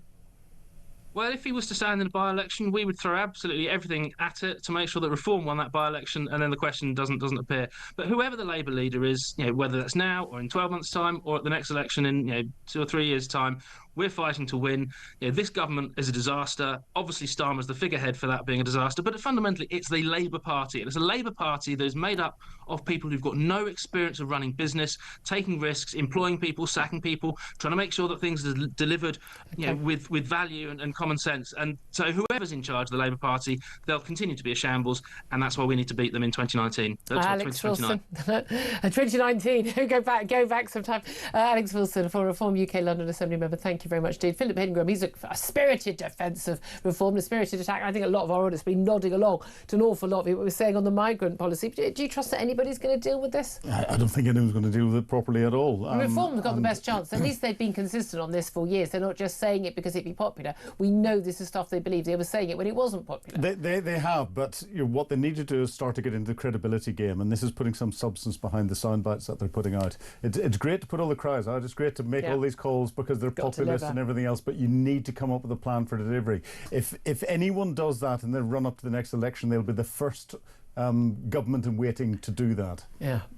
Oh, he's not optimistic. 12:47 is the time. Up next, we're going to be talking about why the police are saying, can we please have the speed camera cash, the £100 million that is raised every year from people being basically let's face it, flashed and then having to pay that fine, because it all goes to Treasury coffers at the moment.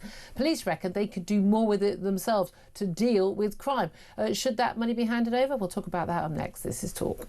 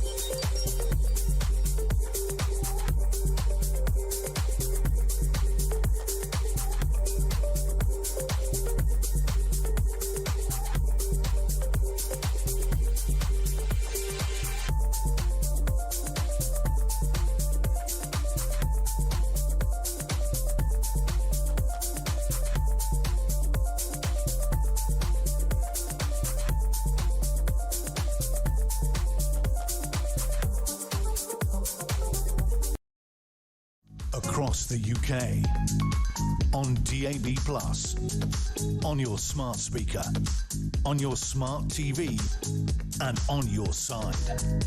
This is Talk. Good afternoon, welcome back to the show. 12:51 is the time. I'm Julia Hartley-Brewer. Philip Ingram's still with me as well. Let's talk about speed cameras. Philip Ingram, any speeding fines in recent months or years? In recent months or years, no. I've got 0 points on my license. Well played to you. Don't ask me about the past. Oh, okay, right. But a lot of people do get those speeding fines, and you pay them, and often it's 120 quid or 60 or whatever it is if you pay it very quickly. And people pay those fines. Well, where does that money go? Well, it turns out it goes straight to Treasury coffers. Doesn't go to the police, doesn't go to the local council, goes to the Treasury. But now a large number of chief constables, 35 of them, and policing and local transport chiefs have written to cabinet ministers and basically said, can the money be given to the police so that we can use that to actually police our roads rather than it going to Rachel Reeves, the Chancellor? Well, let's talk about this with Danny Shaw. He's a policing, crime and justice commentator. A very good afternoon to you, Danny. Hello, Julia. Hi. Thanks for joining us. I think a lot of us would probably be surprised that that money doesn't go to the local police or the local council. Because certainly, if you get a fine for overstaying your parking meter, that goes to the local council, doesn't it? Yeah, it is a surprise, and I think that the police have got a really good case to make.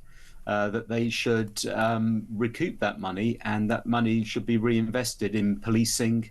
And certainly making our streets safer. Where I would question is whether we want more speed cameras. There is that. That's the issue. I should declare an interest, having been caught several times. I don't have any points, but I have been caught, and I have done speed awareness courses rather than getting points. So I do declare an interest in that. But I do think there's 8,000 cameras across the UK. Yeah. That seems like enough. And at a time when we are complaining that the police are not following up reports of shoplifting, reports of mobile phone theft, reports of car theft, when there's footage available, and that, we hear the stories all the time. I've got the footage, I'm sending the police the footage, and they don't follow it up. To be asking for more speed cameras seems to be the wrong and asking for the cash for it. But this is the thing as well. I mean, certainly, where I live, we've got, a massive big thoroughfare. It's a red route into London, and it's at 20 mile per hour.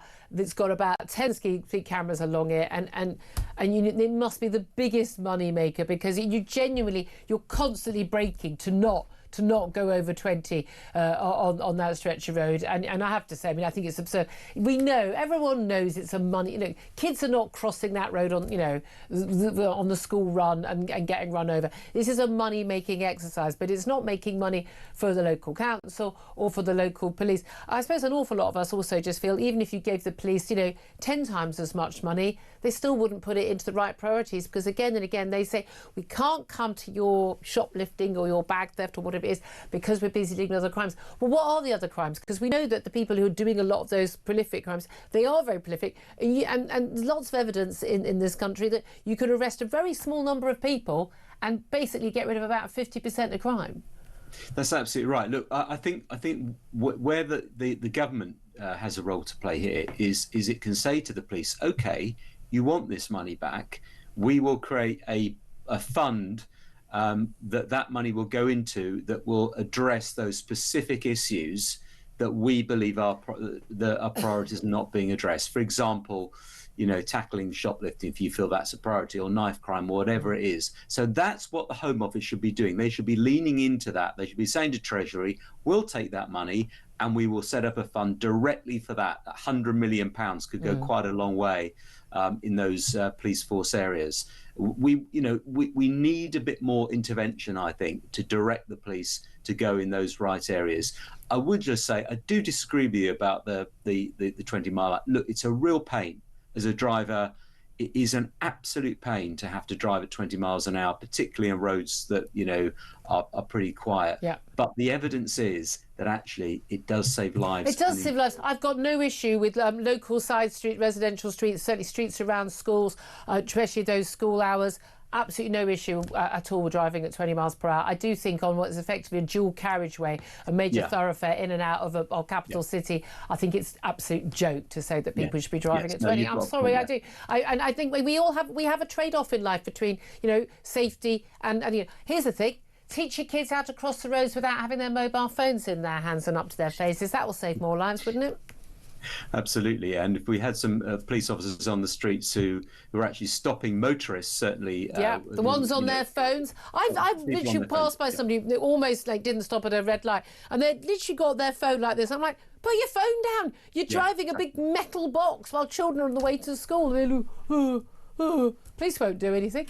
Danny Shaw, thank you so much for joining us. Police and crime and justice commentator joining us there. Philip Ingram, were you surprised to learn that this money didn't go to either the local council or the local police, and it goes off to Rachel Reeves to spend as she sees fit, basically paying off some more of our debt? Well, I am, because it's our council tax that goes via local councils to the local police that are being spent on the speed cameras, on the speed camera vans, and on the staff that are needed there. Therefore, there's no incentive for the police to actually continue to police our roads in that way. I mean, I'm all in favour of people who are dangerous drivers, people who go through red lights, people who Here's the thing, we want to make our roads a bit safer. Can we have a cyclist licence, please?